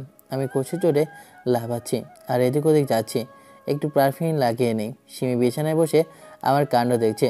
দেখুক, সমস্যা নাই, এখানে তো কয়েকটা পারফিউম রয়েছে, কোনটা মাখবো বুঝতে পারছি না। সিমি আবার এসবে এক্সপার্ট, তাকেই একবার জিজ্ঞেস করে দেখি। সিমি, দেখো তো কোনটা পারফিউম মাখবো। এইটা। Thank you. যাক, সিমি রাগ তাহলে একটু একটু কমছে। আমি জুতাটা পরলাম, এত খুশি লাগছে কি আর বলবো। খুশি ঠেলায় সিমির গালে একটা চুম্মা দিয়ে দিলাম। দৌড় বাইরে এসে প্রান্তকে ফোন দিলাম। কি খবর মামা? গরম খবর, তাড়াতাড়ি রেডি হ, তোরে ট্রিট দিমো আজ। সত্যি বলছি তো? কোথায় আসবো? কলেজের পাশের রেস্টুরেন্টটায়। ঠিক আছে। এবার প্রিয়াকে ফোন লাগা। কেন? তাড়াতাড়ি রেডি হ। কেন? আসলে ট্রিট দিমো। কেন? চুপ কর, এত কেন কেন লাগাস কেন? যা বলছিস তা কর, আর কলেজের পাশের রেস্টুরেন্টে আয়। ঠিক আছে। যাক, দুইজনকেই ম্যানেজ করতে পেরেছি। তাহলে আমি এবার আমার বাইকটা নিয়ে দিলাম তোর। একবারে রেস্টুরেন্টে এসে পৌঁছালাম। আমি ওদের জন্য বসে আছি। এখানে আসার মূল কারণ হলো প্রিয়া আর প্রান্তর মিল করা। আর কতদিন ওরা একা একা থাকবে। প্রান্ত এলো। আয় বসে। আমরা টুকিটাকি কথা বলছি আর প্রিয়া এলো। প্রিয়াকে দেখে প্রান্তর মনটা একটু খারাপ হলো। আয় বস। আজ হঠাৎ ট্রিট দিতে চাইলি, কারণটা কি? এরপর আমি ওদের সব কিছু খুলে পড়লাম। বস, মানতে হবে তোকে, অবশেষে পূরণ করলেই সিনিয়র বউয়ের স্বপ্ন। তবে এটাকে বলা যায় সিনিয়র খালাতো বোন যখন বউ। আমি খাবার অর্ডার দিলাম। সবাই মিলে অনেক আনন্দ হচ্ছে। এত খুশির ঠেলায় আবার মরে না যায়। খাবার শেষে আইসক্রিম অর্ডার দিলাম। প্রান্ত এখন হাত ধুয়ে গেল। প্রিয়াও যাচ্ছিল, তবে আমি তাকে আটকালাম। বল, কি বলবি? আসলে প্রিয়া, কথাটা একটু অন্যরকম, কিছু মনে করিস না। আচ্ছা বল। আমি তাকে প্রান্তর ব্যাপারে সব কিছু খুলে বললাম। তো আমি কি করব? আমি তোকে কিছু বলছি না, তবে ছেলেটা তোকে খুব ভালোবাসে। হাদারামটা কি কিছুই বোঝে না যে আমিও তাকে পছন্দ করি? সত্যি বলছি। থাক, আর লজ্জা পেতে হবে না, হাত ধুয়ে চল। আমি আর প্রিয়া হাত ধুয়ে আসলাম। ততক্ষণে প্রান্ত হাত ধুয়ে চেয়ারে এসে বসে আছে। আমি গিয়ে চেয়ারে বসলাম, আর প্রিয়া প্রান্তর পাশে চেয়ারে বসলো। আইসক্রিম চলে এসেছে। প্রান্ত মাথা নিচ দিকে করে আছে আর আইসক্রিম খাচ্ছে। বেচারা লজ্জা পেয়ে এরকম করছে মনে হয়। আমি প্রিয়াকে ইশারা করে একটু দূরে চলে আসলাম, যাতে ওদের ডিস্টার্ব না হয়। কেমন আছিস? ভালো। তোর কি কিছু হয়েছে? না। তাহলে এরকম মনমরা হয়ে আছিস কেন? এমনি। তাকা আমার দিকে, প্রান্তর গালে হাত দিয়ে। কি করছিস? এটা পাবলিক প্লেস। তাতে কি হয়েছে? তুই না আমায় ভালোবাসিস? তো তোকে কে বললো? আগে বল, তুই আমাকে ভালোবাসিস কিনা? বাসি। গাধা, তাহলে এতদিন বলিসনি কেন? ভয় পেয়েছিলাম, আর পরে তো তুই চলে গেলি। হ্যালো গাইস, এখন প্রেম বাদ দাও, চলো কোথা থেকে ঘুরে আসি। চল পার্কে যাই। প্রেম তো শুরু হতে না হতেই পার্কে যাবা? ফাজলামি রাখ। আমি তোদের সাথে যেয়ে কি করব? কি করবি মানে? আমাদের প্রেম তো শুরু হলো তোর কারণে। কি তার মানে এইসব তুই বলেছিস? তোর তো আর এসবের সাহস নেই। আচ্ছা চল পার্কে যাই। বিল মিটিয়ে দিয়ে আমরা পার্কে গেলাম। তারা দুজন প্রেমালাপ করছে, আর আমি বসে বসে অন্যদের প্রেম দেখছি। এইসব দেখে আমার সিমির কথা মনে পড়ে গেল। বাসায়ও একা আছে, কী যে করছে। এখন এই সময় ওর পাশে থাকা আমার দরকার। আমি ওদের দুজনকে বুঝিয়ে বাসায় এলাম। আমি সোজা উপরে গেলাম। এখন সিমি এইমাত্র গোসল ছেড়ে বের হয়েছে। এখন সে চুলগুলো আঁচড়াচ্ছে। আমি পেছন থেকে তাকে জড়িয়ে ধরলাম আর তার কাঁধে মুখ ডুবালাম। এখনই সে কিছু বলবে না, কারণ এখন সে একটু আগে থেকে কম রেগে আছে। এতটুকু তার রাগ আমি ভালোবাসা দিয়ে শোধ করে দেব। কিন্তু না, সিমি যে আবার কি হলো। ছাড়, জানোয়ার কথাকার। কি ভেবেছিস তুই তোর সাথে ভালো করে কথা বলেছি তাই ভেবেছিস সব ভুলে গেছি? তোর মতো জানোয়ারকে তো আমি কোনোদিনই ভুলবো না। কুত্তার বাচ্চা, তুই জানিস না এখন আমি অন্তঃসত্ত্বা। থাক, আর কিছু বলতে হবে না। আমি শুধু ছাদে চলে গেলাম। কি করবো এখন? প্রিয়াকে আর প্রান্তকে ফোন করে এইসব কথা বললাম। তাদের কথাতে আমিও রাজি হয়ে গেলাম। তাছাড়া কোনো উপায় নেই। কথাটা ছিল, বল। আমি প্রিয়াকে সব কিছু বললাম, আজকে যা ঘটেছিল। তুই এক কাজ কর। কি কাজ? কিছুদিনের জন্য আমেরিকা চলে যা। ওখানে গিয়ে কি করব? তারপর প্রিয়া বলল, ওখানে আমার মামাতো বোনদের অফিস রয়েছে, তুই চাইলে সেখানে চাকরি করতে পারিস। ঠিক আছে। তুই একটু অপেক্ষা কর, আমি তার সাথে কথা বলিনি। আচ্ছা, কি আর করব, এত অবহেলা সহ্য করতে পারছি না। অবহেলা করতেও তাও ঠিক আছে, তবে আমার কারণে আজকে আমার বাবা মাকে নিয়ে গালি শুনতে হচ্ছে। হয়তোবা আমার বাচ্চাটাকেও সে ঘৃণা করবে। তাই আমি চাচ্ছি না যে আমার কারণে কেউ কষ্ট পায়। থাকবো না আর এখানে। শুধু শুধু কষ্ট পাওয়া মানে হয় না। দোষ যতটা আমার রয়েছে, ঠিক ততটাই দোষ তারও রয়েছে। সেদিন যদি সে আমাকে আজকের মতো আটকাতো, তাহলে তো আর এত কিছু হতো না। প্রিয়া ফোন দিয়ে কি বলল? কাল তোর রাত 10টায় ফ্লাইট। থ্যাঙ্কস। আমি আর কিছু না বলে ফোন কেটে দিলাম। কষ্ট লাগছে, অনেক কষ্ট। কী যে করি কিছুই মাথায় আসে না। ছবিতে দেখছি সিগারেট খেলে নাকি কষ্ট কমে। দেখি একবার ট্রাই করে। সোজা দোকানে গিয়ে 2 প্যাকেট ব্যানসন নিয়ে এলাম। একটা সিগারেট হাতে নিলাম। ছাদের মাঝখানে বসে আছি। একদম রোদ আমার গায়ে এসে পড়ছে। গরম লাগছে প্রচুর, তবে এখন আর এই গরম কিছুই মনে হচ্ছে না। সিগারেটটা ধরালাম। সিগারেট ধরাতে একটা কথা মনে পড়ে গেল। ক্লাস 10-এ থাকতে একবার সিগারেট খাচ্ছিলাম। সেই সময় সিমি দেখে ফেলে। আর সেদিন সে কি কান্না করেছিল বলে বোঝাতে পারবো না। আর আমাকে দিয়ে বলে নিয়েছিল যেন আর সিগারেট না খাই। তারপর থেকে আর সিগারেটে হাত দিইনি, কিন্তু আজ তা করতে হচ্ছে। আমি বসে বসে সিগারেট খাচ্ছি, আর ঠিক সে সময় সিমি সাজে এলো কাপড় মেলে দিতে। সিমি আমার হাতে সিগারেট দেখেও কিছু বললো না।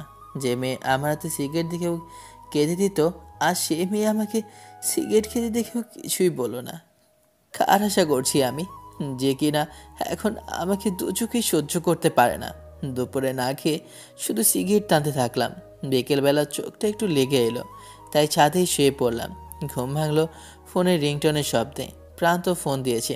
কিছু বলবি? সব কিছু প্যাক করেছিস কিনা তাই জানতে কল দিলাম। না, কাল সকালে করে নেব। ঠিক আছে, ভালো থাক।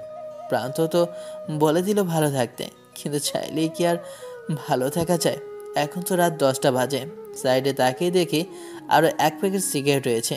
কি আর করবো, আমি নিচে গিয়ে আমার প্রয়োজনীয় সব জিনিসপত্র গুছিয়ে নিলাম, সাথে সিমির কয়েকটা ছবি। মনে পড়লে না হয় এক পলক ছবিগুলোই দেখব। সিমি শুয়ে আছে, ঘুমিয়েছি কি না তা আমি ঠিকভাবে বলতে পারবো না। আমি আবার ছাদে গেলাম, শুরু করে দিলাম সিগারেট খাওয়া।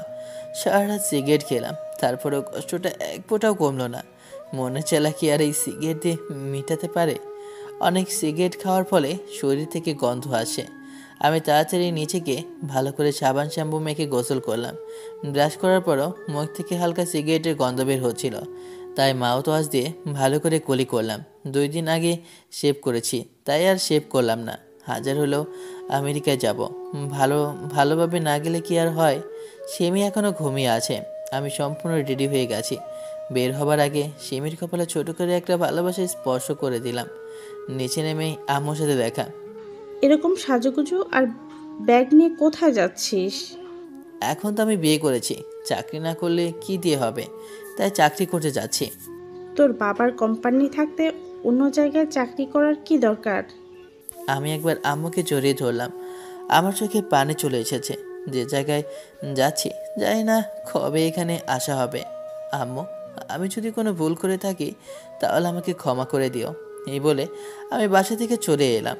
আম্মু অনেক অবাক হয়েছে, কারণ যে ছেলে কোনোদিন নিজের দোষ স্বীকার করে না, আর সেই ছেলেই ক্ষমা চাচ্ছে। আমি প্রান্তকে কল দিলাম। কই তুই?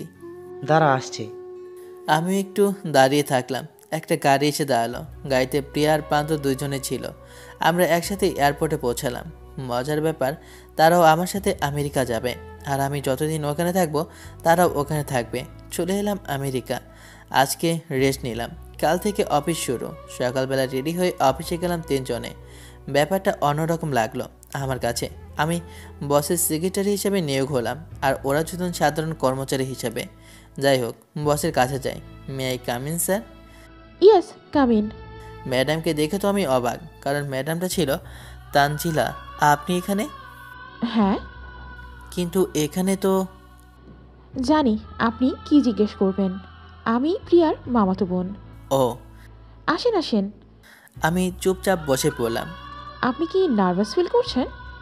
হ্যাঁ, মানে এটাই আমার প্রথম জব তো, তাই। আপনি কোনো চিন্তা করিয়েন না, ম্যানেজার সাহেব আপনার কাজ বুঝিয়ে দেবে। Manager, yes ma'am. ওনাকে ওনার কাজ বুঝিয়ে দিন।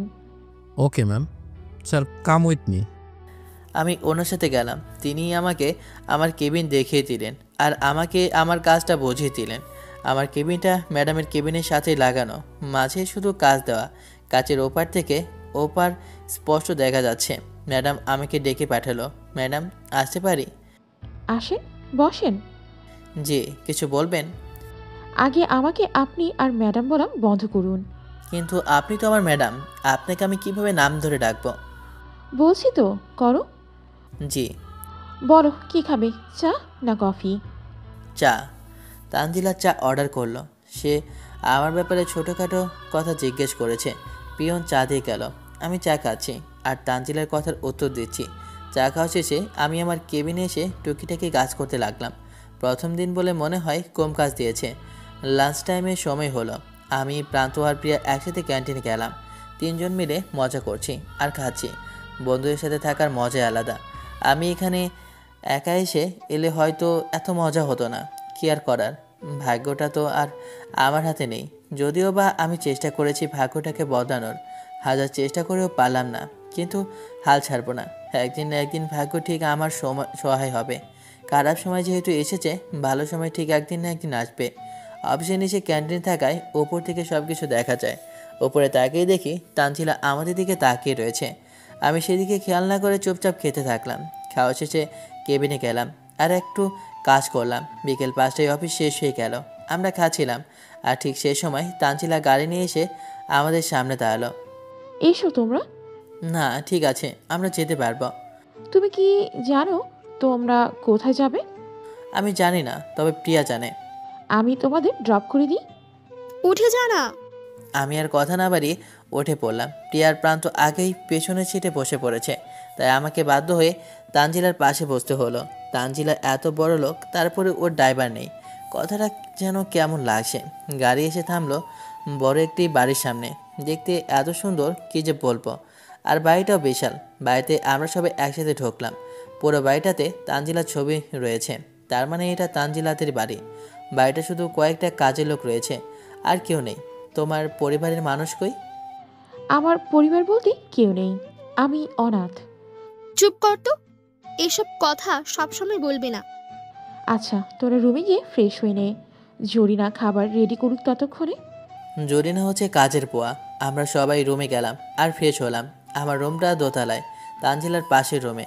ফ্রেশ হয়ে নিচে গেলাম। আমরা সবাই আমার জন্য অপেক্ষা করছিল। আমরা সবাই একসাথে খেলাম। খাওয়ার পর সবাই মিলে ছাদে গেলাম। 4 জন মিলে ভালোই মজা হচ্ছে। একটু পর আমি আমার রুমে চলে এলাম। এসে শুয়ে গেম খেলছি। হঠাৎ আমার রুমে তানজিলা এলো। কি করছো? গেমস খেলছি। কি গেম? পাবজি। তোমাকে একটা কথা বলবো। বলো। কথাটা রাখবি তো? রাখতে পারার মতো হলে রাখবো। আমাকে এই গেমটা খেলা শেখাবে? অবশ্যই। আমি তানজিলাকে গেমের ব্যাপারে সব কিছু বলে দিলাম। ও খুব তাড়াতাড়ি শিখে গেল। গেম খেলার পর ওর আবার কথা বলার ইচ্ছে হলো। লাগলাম কথা বলতে বলতে রাত 1টা বেজে গেছে। আমার তো ঘুম বুলেটের ট্রেনের মতো আসে, কিন্তু ওর সেদিকে খেয়ালই নেই। রাত তো অনেক হলো, ঘুমাবে কখন? মাত্র 1টা বাজছে, আমি তো রাত 3টায় ঘুম যাই। ওর কথা শুনে তো আমি এখন অজ্ঞান হয়ে যাব। এমনিতেই ওর সাথে ভকভক করতে করতে মুখ ব্যথা হয়ে গেছে, আর পারছি না আমি। কী যে করি। তুমি কয়টার দিকে ঘুম যাও? 11টায়। এখন তো অনেক রাত হলো, ঘুমাচ্ছ না কেন? লাউ ঠেলা, ও তো আমাকে ঘুমাতে দিচ্ছে না, আবার জিজ্ঞেস করছে কেন ঘুমাচ্ছি না। সত্যি মেয়েদের মন বোঝা বড়ই কঠিন একটা কাজ। ঘুমাও তাহলে। এই তো এখনই ঘুমাবো। ও তো উঠছেই না, আমি ঘুমাবো কেমন করে? তুমি না গেলে কেমন করে ঘুমাবো? হ্যাঁ তাই তো, তার থেকে ভালো একসাথেই ঘুমাই। কথাটা সে ফাজলামি করে বলল। এই কথাটা আমার মনে কয়েকদিন আগে ঘটে যাওয়া কথা মনে করে দিল। না, কোনো মতেই না। যাও চুপচাপ ঘুমাও। আচ্ছা যাচ্ছি বাবা, গুড নাইট। Good night. যাক, রেডিওটা তাহলে গেল। এখন একটু ঘুমাই। সকালবেলা 8:30-এ আবার অফিস আছে। অনেকক্ষণ ধরে ঘুমানোর চেষ্টা করছি, কিন্তু পারছি না। আমি আবার গান না শুনলে ঘুমাতে পারি না। ব্যাগে আমার হেডফোন আছে। ব্যাগ থেকে হেডফোন বের করার সময় সিমের ছবিতে নজর গেল। ভাবছিলাম ছবিটা নেব না, এটা ভেবেই হেডফোন দিয়ে বিছানায় চলে গেলাম, কিন্তু না, পারলাম না। আমি তাড়াতাড়ি ব্যাগ থেকে সিমের ছবিটা বের করলাম আর বিছানায় গিয়ে বসলাম। 2 দিন হয়ে গেল সিমিকে দেখা। ছবিটার দিকে একদিনে তাকিয়ে আছি। কি সুন্দর হাসি, মায়াবী মুখ, আরও কত কিছু আছে। সেসব বললে আর গল্প লেখা হবে না, তাই কোমের উপর দিয়ে চালিয়ে দিলাম। ছবিটার দিকে তাকিয়ে থাকতে থাকতে নিচের অনিচ্ছায় আমার চোখ থেকে কয়েক ফোঁটা অশ্রু ঝরে পড়ল। আমি এখন বুঝতে পারছি না সে কি আমাকে সত্যিই ভালোবাসতো, নাকি পছন্দ করতো, নাকি কোনটাই করতো, নাকি কোনোটাই করতো না। কেউ কাউকে ভালোবাসলে এভাবে ভুল বোঝে না। মানছি আমার দোষ ছিল, তবে সেখানে তারও দোষ কম ছিল না। কোনো মতে ঘুমিয়ে গেলাম। সকালবেলা। এই ওঠো, আর কত ঘুমাবে? হুম অফিসে যাবে না? তুমি যাও, আমি ফ্রেশ হয়ে আছি। তানজিলা চলে গেল। আমি ফ্রেশ হতে ঢুকলাম। রাতে ঠিকমতো ঘুমাতে দিল না, আর এখন এত সকালে ঘুম থেকে ডেকে তুলল। ও তো আমার পরেই ঘুমায়, তাহলে এত সকালে ওঠে কেমন করে? হয়তো অভ্যাস হয়ে গেছে। আমি ফ্রেশ হয়ে রেডি হলাম। ঘড়িতে তাকিয়ে দেখি অফিসে শুরু হতে এখনও 1 ঘন্টা বাকি রয়েছে। আর একটু ঘুমাতে দিলে কি এমন হতো। নিচে গেলাম, সবাই মিলে খাওয়া দাওয়া করলাম। এখানে আম্মুর কথা খুব মনে পড়ে গেল। কত আদর যত্নই না বড় হয়েছি। এক কথায় যাকে বলে রাজকুমারের মতো, কিন্তু এখানে রাখালও ধরা যাবে না। যদিও এখানে ভালোই আছি, তবে প্রিয় মানুষগুলোর সাথে থাকলে হয়তো আরও ভালো থাকতাম। অফিসে গেলাম, সবাই নিজ নিজ জায়গায় কাজ করছে। আমি টুকিটাকি কাজ করে বসে আছি, কোনো কাজ নেই ধরতে গেলে। অন্যদিকে প্রিয়া আর প্রান্ত তাদের প্রেমালাপ একদম রকেটের গতিতে চালাচ্ছে। তানজিলা আমাকে ডেকে পাঠালো, গেলাম। যাও গিয়ে আমাকে পাবজি গেমে ইনভাইট করো। অফিস টাইমে গেম খেললে তো এত বড় নাম করা অফিস ঢুকতে বেশি সময় লাগবে না। তোমাকে এত ভাবতে হবে না, যা বলছি করো। আমিও গেলাম, তার কথা মতো তার সাথে খেলতে লাগলাম। খেলা শেষে একটু হাঁটতে বের হলাম। আহা, কি ব্যথাই না করছে মাজাটা। বসে থেকে থেকে মাজায় ব্যথা হয়ে গেছে। লাঞ্চ টাইমের সময় হয়ে গেল। প্রিয়া ডেকেছিল, তবে আমি তাদের আগেই পাঠিয়ে দিয়েছি। ক্যান্টিনের দিকে যাচ্ছিলাম, আর ঠিক সেই সময় একটা মেয়ের সাথে ধাক্কা খায়। ওর নাম মেরিন, এই অফিসে চাকরি করে। সরি। It's okay. আমাদের দেশে হলে এতক্ষণ কয়েকটা চর খাওয়া হয়ে যেত। ক্যান্টিনে গেলাম, মেরিন আমার সাথে আছে। ওর সাথে ভালোই বন্ধুত্ব হলো। আমার কেবিনের সামনেই তার ডেস্ক। নিয়ম মাফিক যা হয় তাই হলো। অফিস থেকে বাসায়, বাসা থেকে অফিস। অফিসে গিয়ে দেখলাম যে মেরিনের ডেস্কে একটা ছেলে বসে কাজ করছে। আমি একজনকে জিজ্ঞেস করলাম ও কোথায়। সে বলল মেরিনের ডেস্ক চেঞ্জ করা হয়েছে। যাই হোক, এভাবে আমার জীবন চলতে থাকলো।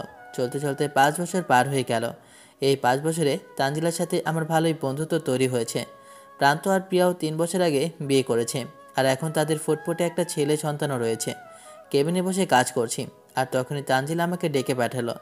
গিয়ে শুনলাম আজ আমাদের আর্জেন্ট বাংলাদেশে যেতে হবে, কারণ সেখানে যেতে 2 দিন সময় লাগবে। এক কোম্পানির সাথে মিটিং রয়েছে। আমরা 5 জন তাড়াতাড়ি বাংলাদেশের উদ্দেশ্যে রওনা দিলাম। বাংলাদেশে বসে আমরা সোজা মিটিংয়ে ঢুকলাম, আর দেখলাম যে আমার আব্বুও রয়েছে সেখানে। আব্বু হয়তো আমাকে দেখতে পায়নি, তাই আমি তানজিলাকে বললাম যে আমাকে এখনই বাথরুমে যেতে হবে। আমি সেখান থেকে চলে আসলাম, খুব ক্লান্ত লাগছে, তাই একটু মুখ হাত ধুয়ে ওয়াশরুমে ঢুকলাম। মুখ হাত ধোয়ার পর অফিসে হাঁটাহাঁটি করছিলাম। ঠিক সে সময় আমার নজর গেল একটা বাচ্চা মেয়ের ওপর। দেখতে এত কিউট, আর কি বলবো, শান্ত হয়ে বসে আছে। সাধারণত এইসব বয়সের বাচ্চারা এরকম হয়ে থাকে না। বাচ্চাটা চকলেট খাচ্ছে আর চারদিকে তাকাচ্ছে। আমি কি বাচ্চাটার পাশে বসলাম। High cutie. আসসালামু আলাইকুম। আমি তো অবাক, এই বয়স থেকেই সালাম দিতে শিখে গেছে। ওয়ালাইকুম আসসালাম। আপনি জানেন না কারোর সাথে কথা বলতে গেলে প্রথমে সালাম দিতে হয়? বাচ্চা তাই তোতলা তোতলা করে কথা বলছে। সরি, ভুল হয়ে গেছে। ঠিক আছে, আম্মু বলেছে কেউ যদি ক্ষমা চায় তাহলে তাকে ক্ষমা করে দিতে। তোমার নাম কি? রীতি। How sweet name. এখানে কার সাথে এসেছো? আম্মুর সাথে। আপনি কাল সাথে এসেছেন? বন্ধুর সাথে। ওর চকলেট শেষ হয়ে গেছে। তুমি চকলেট খেতে কি খুব পছন্দ করো? হ্যাঁ, আমার চকলেট খেতে খুব ভালো লাগে। আমার কাছে কয়েকটা চকলেট ছিল, সেগুলো তাকে দিলাম। এই নাও তোমার চকলেট। না, নিব না। কেন নেবে না? আম্মু বারণ করেছে অপরিচিত কালো কিছু নিতে না। কিন্তু এখন তো আমরা বন্ধু হয়ে গেছি। কিভাবে হলাম? এখনো তো আপনার নাম জানি না। আমার নাম রিফাত। এবার চকলেট নাও, খেতে দারুণ। আপনি তাও চকলেট খান? হ্যাঁ, প্রচুর চকলেট খায়। সত্যি? হ্যাঁ, এবার নাও। রিদি আমার কাছ থেকে চকলেট নিল। আমি বাচ্চাটার সাথে অদ্ভুত মায়ে জড়িয়ে গেছি। কি যে আছে এই বাচ্চা মেয়েটার মধ্যে, মনে হচ্ছে ওর সাথে আমার কতদিনের সম্পর্ক। কিন্তু আজকে এই বাচ্চাটাকে প্রথম দেখলাম। রিদির সাথে কথা বলতে বলতে কখন যে 2 ঘন্টা পার হয়ে গেছে কিছু টেরই পেলাম না। রিদি হয়তো ক্লান্ত হয়ে গেছে। আমি ঘুম যাব। আচ্ছা এসো, তোমাকে ঘুম পাড়িয়ে দিই। রিদি এক কথায় রাজি হয়ে গেল। রিদি আমার বুকে মাথা রাখলো। আমি ওর মাথায় হাত বুলিয়ে দিচ্ছি। আজকে মনে হচ্ছে বুকটা একটু ভরা ভরা লাগছে। আজকে অনেক দিন পর শান্তি অনুভব করছি। অফিসের সবাই আমাদের দিকে অবাক চোখে তাকিয়ে আছে। কি হয়েছে, এভাবে তাকিয়ে আছেন কেন? আসলে স্যার, রিদি মামুনি বস আর ওর আম্মু ছাড়া কারো কাছে যায় না, কথাও কম বলে, কিন্তু আপনার সাথে অনেকক্ষণ ধরে কথা বললো, আর এখন তো আপনার বুকে ঘুমাচ্ছে। সেরকম কিছুই না, আপনারা কাজে মনোযোগ দেন। একটু পর তানজিলা এলো। তুমি ঠিক আছো তো? আর এই বাচ্চাটা কে? হ্যাঁ ঠিক আছে, বাচ্চাটা অফিসের কারো হবে হয়তো। এখন চলো যাই, হোটেলে গিয়ে রেস্ট নিই।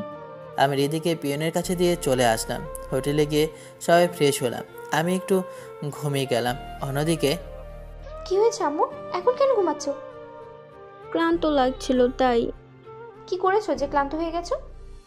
একজন আঙ্কেলের সাথে অনেকক্ষণ ধরে কথা বলছি। জানো আম্মু, আঙ্কেলটা খুব ভালো। এখন বাসা চলো, বিকেলে তোমাকে নিয়ে ঘুরতে যাব। আমার ঘুম ভাঙলো, কিন্তু বুঝতে পারছি না এটা সকাল না বিকাল। আমার প্রায় এমন হয়, ফোনটা হাতে নিয়ে বুঝতে পারলাম এটা বিকাল। আমি ফ্রেশ হলাম, একটু পর সবাই একসাথে হলাম। সবার কথা, আজ অনেক দিন পর দেশে ফিরেছি, তাই ঘুরতে যাবে। সবাই মিলে ঘুরতে বের হলাম। ঘোরাঘুরির পর ভাবলাম একটু পার্কে যাই। সন্ধ্যার সময় আবার পার্কে বসে থাকতে অনেক মজা লাগে। সবাই পার্কে গিয়ে বসলাম। একটু পর যখন চলে আসব, তখন কে যেন পেছন থেকে আমার হাত ধরে টান দিল। পেছনে ঘুরে দেখি এটা রিদি। আরে কিউটি, তুমি এখানে? আম্মুর সাথে ঘুরতে এসেছি। একটু পেছনেই তার আম্মু দাঁড়িয়েছিল। আমি পেছনে তাকাতে দেখি এটা সিমি। সিমিকে আজ এতদিন পর দেখবো, সেটা কখনো ভাবিনি। সিমি, তুমি এখানে? সিমি কোনো কথা বলছে না, একদম পাথরের মূর্তির মতো দাঁড়িয়ে আছে। ওর চোখ দিয়ে অঝরে পানি বেয়ে যাচ্ছে। সিমি কিছু বলতে যাবে, ঠিক তখনই কি হলো? হোটেলে যেতে হবে তো, তাড়াতাড়ি চলো। কি জানি সিমি কি ভাবলো, আমার কাছে এসে বিয়ে করে নিয়েছো তাহলে? আর হ্যাঁ, তোমার ছেলেটাও সুন্দর হয়েছে, ভালো থেকো তুমি। কথাটুকু বলে সিমি রিদিকে কোলে করে নিয়ে চলে গেল। তানজিলার কোলে তখন প্রান্ত ছেলে আহান ছিল। সিমি হয়তো ভেবেছে যে আমি বিয়ে করে নিয়েছি, কিন্তু ও কি জানে ওকে ছাড়া আমি আর কাউকে নিয়ে ভাবতে পারি না। আমার পুরো হৃদয় জুড়ে তার নাম লেখা রয়েছে। সেটা কি ও জানে? না, ও কিছুই জানে না। সারা জীবন শুধু আমাকে ভুল বুঝে গেল। শুধুমাত্র ভুল বোঝার কারণে আজ জীবনটা উল্টাপাল্টা হয়ে আছে। আমাকে একবার জিজ্ঞেস করলে কি তার খুব ক্ষতি হয়েছে তো? আর রিদি তাহলে আমারই সন্তান, যার কারণে হয়তো ওর সাথে মিলনটা হয়েছে। হোটেলে গিয়ে রাতের খাবার খেয়ে শুয়ে পড়লাম। সকালবেলা আমাদের বাসায় যেতে হবে, যাব আর সিমিকে সব কিছু বলে দেব। এইভাবে খুশি লাগছে, কালকে সবার সাথে দেখা করতে পারবো। কাল সবাইকে সারপ্রাইজ দিয়ে দিতে হবে। সকালবেলা সব কাজ সেরে বেলা 8টার দিকে আমার চিরচেনা বাসা থেকে রওনা দিলাম। বাসার ওখানে পৌঁছালাম। ভেবেছিলাম সবাইকে সারপ্রাইজ দেব, কিন্তু এখানে এসে তো আমি নিজেই সারপ্রাইজ হয়ে গেলাম।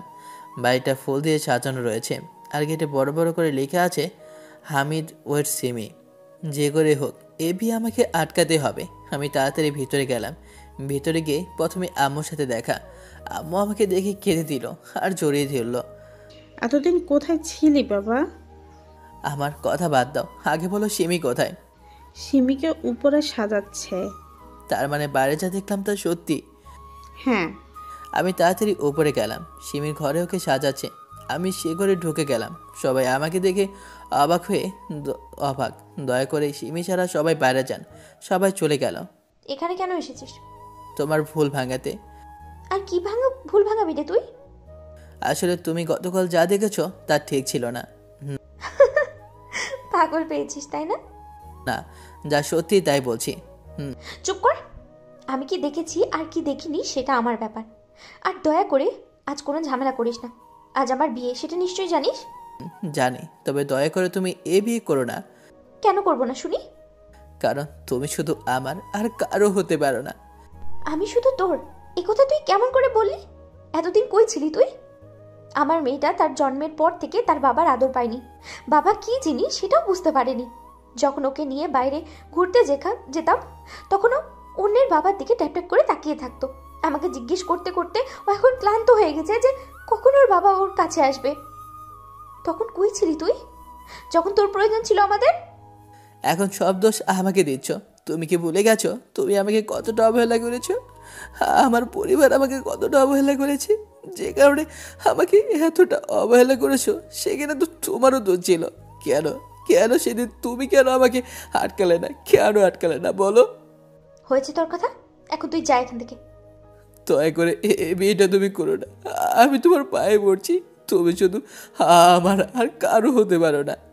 পা ছাড় আমার। আগে বলো তুমি এ বিয়ে করবে না? যদি তুই আমার পা না ছাড়িস তাহলে আজকে আমি এই মুহূর্তে আত্মহত্যা করতে বাধ্য হব। না, এ কথার মুখ দিয়েও কোনোদিন বের করবে না। সিমি আমাকে জড়িয়ে নিয়ে, বেয়াদব কথাকার, নিজের বউ বাচ্চা থাকতে অন্য মেয়েকে জড়িয়ে ধরেছিস, লজ্জা করে না তোর? আমার বউ বলতে তুমি, আর বাচ্চা বলতে দিদি, তাছাড়া আর কেউ নেই। তাহলে বাঙালির সাথে পার্কে কি আমি ভুল দেখেছি নাকি? দেখনি, তবে যা ভেবেছো তা ভুল ছিল। মেয়েটা ছিল আমার বস, আর বাচ্চাটা ছিল প্রান্তর। হয়েছে আর কিছু? মানে তুমি বিশ্বাস করছো না? না, করছি না। আমি কিছু বলতে যাব, ঠিক তখনই পার্লারের মেয়েগুলো এসে বলল যে বিয়ের সময় হয়ে যাচ্ছে, তাই তাড়াতাড়ি সাজাতে হবে, যার জন্য আমাকে বাড়ি যেতে বলছে। সেমি, তুমি একটা কথা মনে রাখো, যে সময় তোমার বিয়ে হয়ে যাবে সে সময় আমার শেষ নিঃশ্বাস ত্যাগ হয়ে যাবে। এই বলে আমি ঘর থেকে বের হয়ে আসলাম। ঘর থেকে বের হয়ে আমি আমার ঘরের দিকে গেলাম। ঘরে ঢুকে দেখলাম সব কিছুই আগের মতো আছে, সব কিছুই গোছানো রয়েছে। বিছানায় একটু বসলাম, একটু শুয়ে থাকলাম। কতগুলো বছর পর আজ আমার ঘরে শুয়ে আছি। পাশে যদি সিমি থাকতো তাহলে আরও ভালো লাগতো, কিন্তু আফসোস, আজ থেকে সে অন্য কারো হয়ে যাবে। আর হয়তো বা আজকে আমার শেষ দিন। জীবনে যদি নিজের ভালোবাসার মানুষটাকে অন্যর হতে দেখি তাহলে কেমন করে চলবে? আগে যখনই শুনতাম কেউ প্রেমে ব্যর্থ হয়ে আত্মহত্যা করেছে, তখন ভাবতাম এটা আবার এমন কি ব্যাপার যে আত্মহত্যা করতে হবে। কিন্তু আজ বুঝতে পারছি কেন কেউ আত্মহত্যা করে। যদিও বা এটা ঠিক না, তবে সিমিকে ছাড়া বেঁচে থেকেই বা কী করবো? এতগুলো বছর অপেক্ষা করলাম, যদি সব কিছু ঠিক হয়ে যায় তবে হয়তো আমার বাকি সুখ নেই। একটু পর আম্মু এলো। কি হয়েছে তোর? কিছুই না। তাহলে তোর মুখ এমন কালো হয়ে আছে? আমি আম্মুকে জড়িয়ে ধরে কেঁদে দিলাম। আম্মু, যে করেই হোক বিয়েটা আটকাও আম্মু, আমি চোখে যেন বাঁচবো না আম্মু। আম্মু, দয়া করে কিছু একটা করো, বিয়েটা আটকাও। এখন আর এ বিয়ে আটকানো সম্ভব নয়। তোর বাবা এ বিয়ে ঠিক করে ফেলেছে। সিমি এতদিন বিয়ে করতে নারাজ ছিল, কিন্তু গতকাল সে নিজেই বলেছে সে বিয়ে করতে চায়। ও আচ্ছা, তুই এসব ভুলে নতুন করে শুরু করার চেষ্টা কর। রিদিকে একটু ডেকে আনো। আম্মু রিদিকে ডাকতে গেল। আম্মু তো বলল সব কিছু নতুন করে শুরু করতে। সব কিছু কি এতই সহজ? আর এই বিয়েতে যদি সিমির মত থাকে তাহলে তো আর কিছুই করার নেই। আচ্ছা, সিমির বিয়ের পর রিদির কি হবে? আম্মু রিদিকে নিয়ে এলো। আম্মু, সিমির বিয়ের পর রিদির কি হবে? ওরা রিদিকে নিয়ে নেবে বলেছে। আমার আর তাহলে কোনো চিন্তা নেই। আমি রিদির সাথে খেলতে লাগলাম। দেখতে দেখতে বিয়ের সময় হয়ে এলো। অনেক মানুষজন দেখতে এসেছে। বরের গাড়ি এসে গেছে, বাচ্চারা হইচই করছে। আর সবার জন্য আনন্দের দিন হলো। আমার কেমন যেন লাগছে। সিমিকে আজ দেখতে অনেক সুন্দর লাগছে। সিমিকে কাজী সাহেব কবুল বলতে বলেছে। সিমি আমার দিকে তাকালো। আমি বুঝে গেছি ও এখনই কবুল বলে দেবে, তাই রিদিকে একটু আদর করে দিলাম। আমার চোখের পানি জমে গেছে। তারপরও সিমির দিকে তাকিয়ে একটা মুচকি হাসি দিয়ে গেট দিয়ে বের হয়ে যাচ্ছিলাম। বের হতে যাব, আর ঠিক তখনই একটা গাড়ি এসে ধাক্কা মারে আমাকে, যার ফলে বিকট আওয়াজ হয়। মিনিটেই মানুষে ভিড় জমে গেছে। আমার চোখ বুজে আসছে, শ্বাস নিতেও কষ্ট হচ্ছে। সব কিছু আবসা দেখছি। আবসা আলো দেখলাম যে সিমি দৌড়ে আসে। হয়তো দেখতে আসে বেঁচে আছি নাকি মরে গেছি। আমার চোখ বন্ধ হয়ে গেল, আর কিছুই দেখতে পাচ্ছি না, নাড়াচাড়াও করতে পারছি না। কিন্তু আমি বুঝতে পারছি কে যেন আমার মাথাটা তার খুলে নিয়ে আছে। কিছুই বুঝতে পারছি না। এখন আমার ভিতরে আর কিছুই অনুভব করতে পারছি না। হয়তো এই যাত্রায় আর বাঁচতে পারবো না। এখন আমার খুব কষ্ট হচ্ছে। মনে হচ্ছে যদি আর একবার বাঁচার সুযোগ পাই তাহলে আর কোনোদিন মরার নাম নেব না। এখন হয়তো আমি মৃত্যুর একদম সামনাসামনি রয়েছি। সবাই আমাকে ধরাধরি করে কোথায় যেন নিয়ে যাচ্ছে। আমি ভেবেছিলাম আর হয়তো বাঁচতে পারবো না, কিন্তু না, আল্লাহ তাআলা আমাকে আবার জীবন ভিক্ষা দিল। আমি চোখ খুললাম, চারদিকে তাকিয়ে দেখলাম মাথার উপরে একটা ফ্যান ঘুরছে। বিছানার পাশে কয়েকটা মেশিন রয়েছে। তার মানে এখন আমি হাসপাতালে আছি, বেঁচে আছি, এটাই আল্লাহর রহমত। জীবন থাকতে আর মরার নাম মুখেও নেব না। কে যেন কেবিনে প্রবেশ করলো। তাকিয়ে দেখলাম আম্মু। বাবা, তোর জ্ঞান ফিরেছে? দাঁড়া, সবাইকে খবর দিই। আম্মু সবাইকে খবর দিতে গেল। ডাক্তার এলো। এখন কেমন লাগছে আপনার? ভালো। মানতে হবে আপনার ভাগ্য অনেক ভালো। কেন? কারণ আপনাকে যে সময় হাসপাতালে আনা হয়েছিল আর আপনার যা অবস্থা হয়েছিল তাতে আপনার বাঁচা একদম অসম্ভব ছিল। সব আল্লাহর ইচ্ছা। আচ্ছা, আপনি রেস্ট নিন তাহলে। ডাক্তার চলে গেল। একা একা শুয়ে আছি। শরীরে এখনো প্রচণ্ড ব্যথা করছে, বিশেষ করে হাত আর পায়ে। শরীর তো নাড়াচাড়াও করতে পারছি না, তাই ফ্যানের দিকে তাকিয়ে আছি আর ভাবছি হয়তো সিমির বিয়ে হয়ে গেছে, খুব সুখেই আছে হয়তো। থাকবেই বা না কেন? কমপক্ষে আমার মতো বিশ্বাসঘাতকের সাথে তো নেই। আমার চিন্তা হচ্ছে হৃদিকে নিয়ে। কেমন আছে আমার মেয়েটা? হয়তো সেও ভালো আছে। ভালো থাক না ভালোবাসার মানুষগুলো। একটু পর কেবিনে আমার আত্মীয় স্বজনদের ভিড় লেগে গেল। সবাই খুশি হয়েছে আমাকে বেঁচে থাকতে দেখে। আমার খুব ভালো লাগছে সবার সাথে দেখা করে। আস্তে আস্তে সবাই যেতে লাগলো। একটু পর প্রান্ত এলো। কেমন আছিস দোস্ত? আছি কোনো রকম। প্রান্তর সাথে টুকাটাকি কথার ভিতরে জিজ্ঞেস করলাম, সিমির বিয়ে হয়ে গেছে তাই না রে? সিমির বিয়ে হয়ে? থাক, বলতে হবে না। ও সুখে থাকে এটাই আমি চাই। প্রান্ত আবার কি বলতে যাচ্ছিল, আর তখনই সিমি এলো। সিমি প্রান্তকে যেতে বলল। প্রান্ত চলে গেলে সিমি আমার কাছে এসে বসলো। এখন কেমন লাগছে তোমার? কি হয়েছে? তোমার কথা বলছো না কেন? কি করতে এখানে এসেছো? দেখতে এসেছো কিভাবে বেঁচে গেলাম? যা ভাবছো তা নয়, আমি সত্যি তোমায় ভালোবাসি। ছাড় আমাকে, তোর লজ্জা করে না নিজের স্বামী রেখে অন্য পুরুষকে জড়িয়ে ধরে ভালোবাসার কথা বলতে? এভাবে আরো অপমান করার পর সিমি কাঁদতে কাঁদতে কেবিনের বাইরে চলে গেল। আমি কি ভুল করলাম? না, ঠিকই করেছি। একটু পরে রীতি আব্বু আব্বু করতে করতে কেবিনে এলো আর এসে আমাকে জড়িয়ে ধরলো। আব্বু, এতদিন তুমি আমার সাথে কথা বলনি কেন? আমি ভাবছি হৃদি কেমন করে জানলো আমি ওর আব্বু। যেভাবেই জানো, আমার মেয়ে আমাকে আব্বু বলে ডেকেছে। এই তো মামনি, আজ থেকে রোজ কথা বলবো। আমার শরীরে ব্যথা থাকলেও রীতিকে কেন যেন জড়িয়ে ধরতে সক্ষম হলাম। আমার মেয়ে আজ প্রথম আব্বু বলে ডাকছে। খুশিতে চোখে পানি জমা হয়ে গেল। আমি শুয়ে আছি আর রিদি আমার বুকে শুয়ে আছে। রিদির সাথে নানা ব্যাপারে কথা বলছি। মামনি, তোমার নতুন আব্বু তোমায় কেমন ভালোবাসে? নতুন আব্বু মানে? তুমি তো আমার একমাত্র আব্বু। তোমার আম্মু যাকে আবার বিয়ে করেছে সে হচ্ছে তোমার নতুন আব্বু। কিন্তু আম্মু তো কাউকে বিয়ে করেনি। আমি তো ওর কথা শুনে অবাক। সিমি বিয়ে করেনি? জানো আব্বু, যখন থেকে তুমি অসুস্থ হয়েছো তখন থেকে রোজ দিনরাত আম্মু এখানে থাকতো, তোমার সেবা করতো। একদিন আম্মুকে জিজ্ঞেস করি, তুমি আঙ্কেলের এত সেবা কেন করছো? তখন আম্মু বলে, তুমি আমার আব্বু। আমি কত বড় ভুল করে ফেললাম। ছি, আমার উচিত ছিল পান্থর পুরো কথা শোনার, আর খামাখা সিমিকে এতগুলো কথা শুনিয়ে দিলাম। এখন কি সিমি আমাকে ক্ষমা করবে? আমি হাসপাতালে আরও 7 দিন থাকলাম। তারপর আমাকে রিলিজ দিল।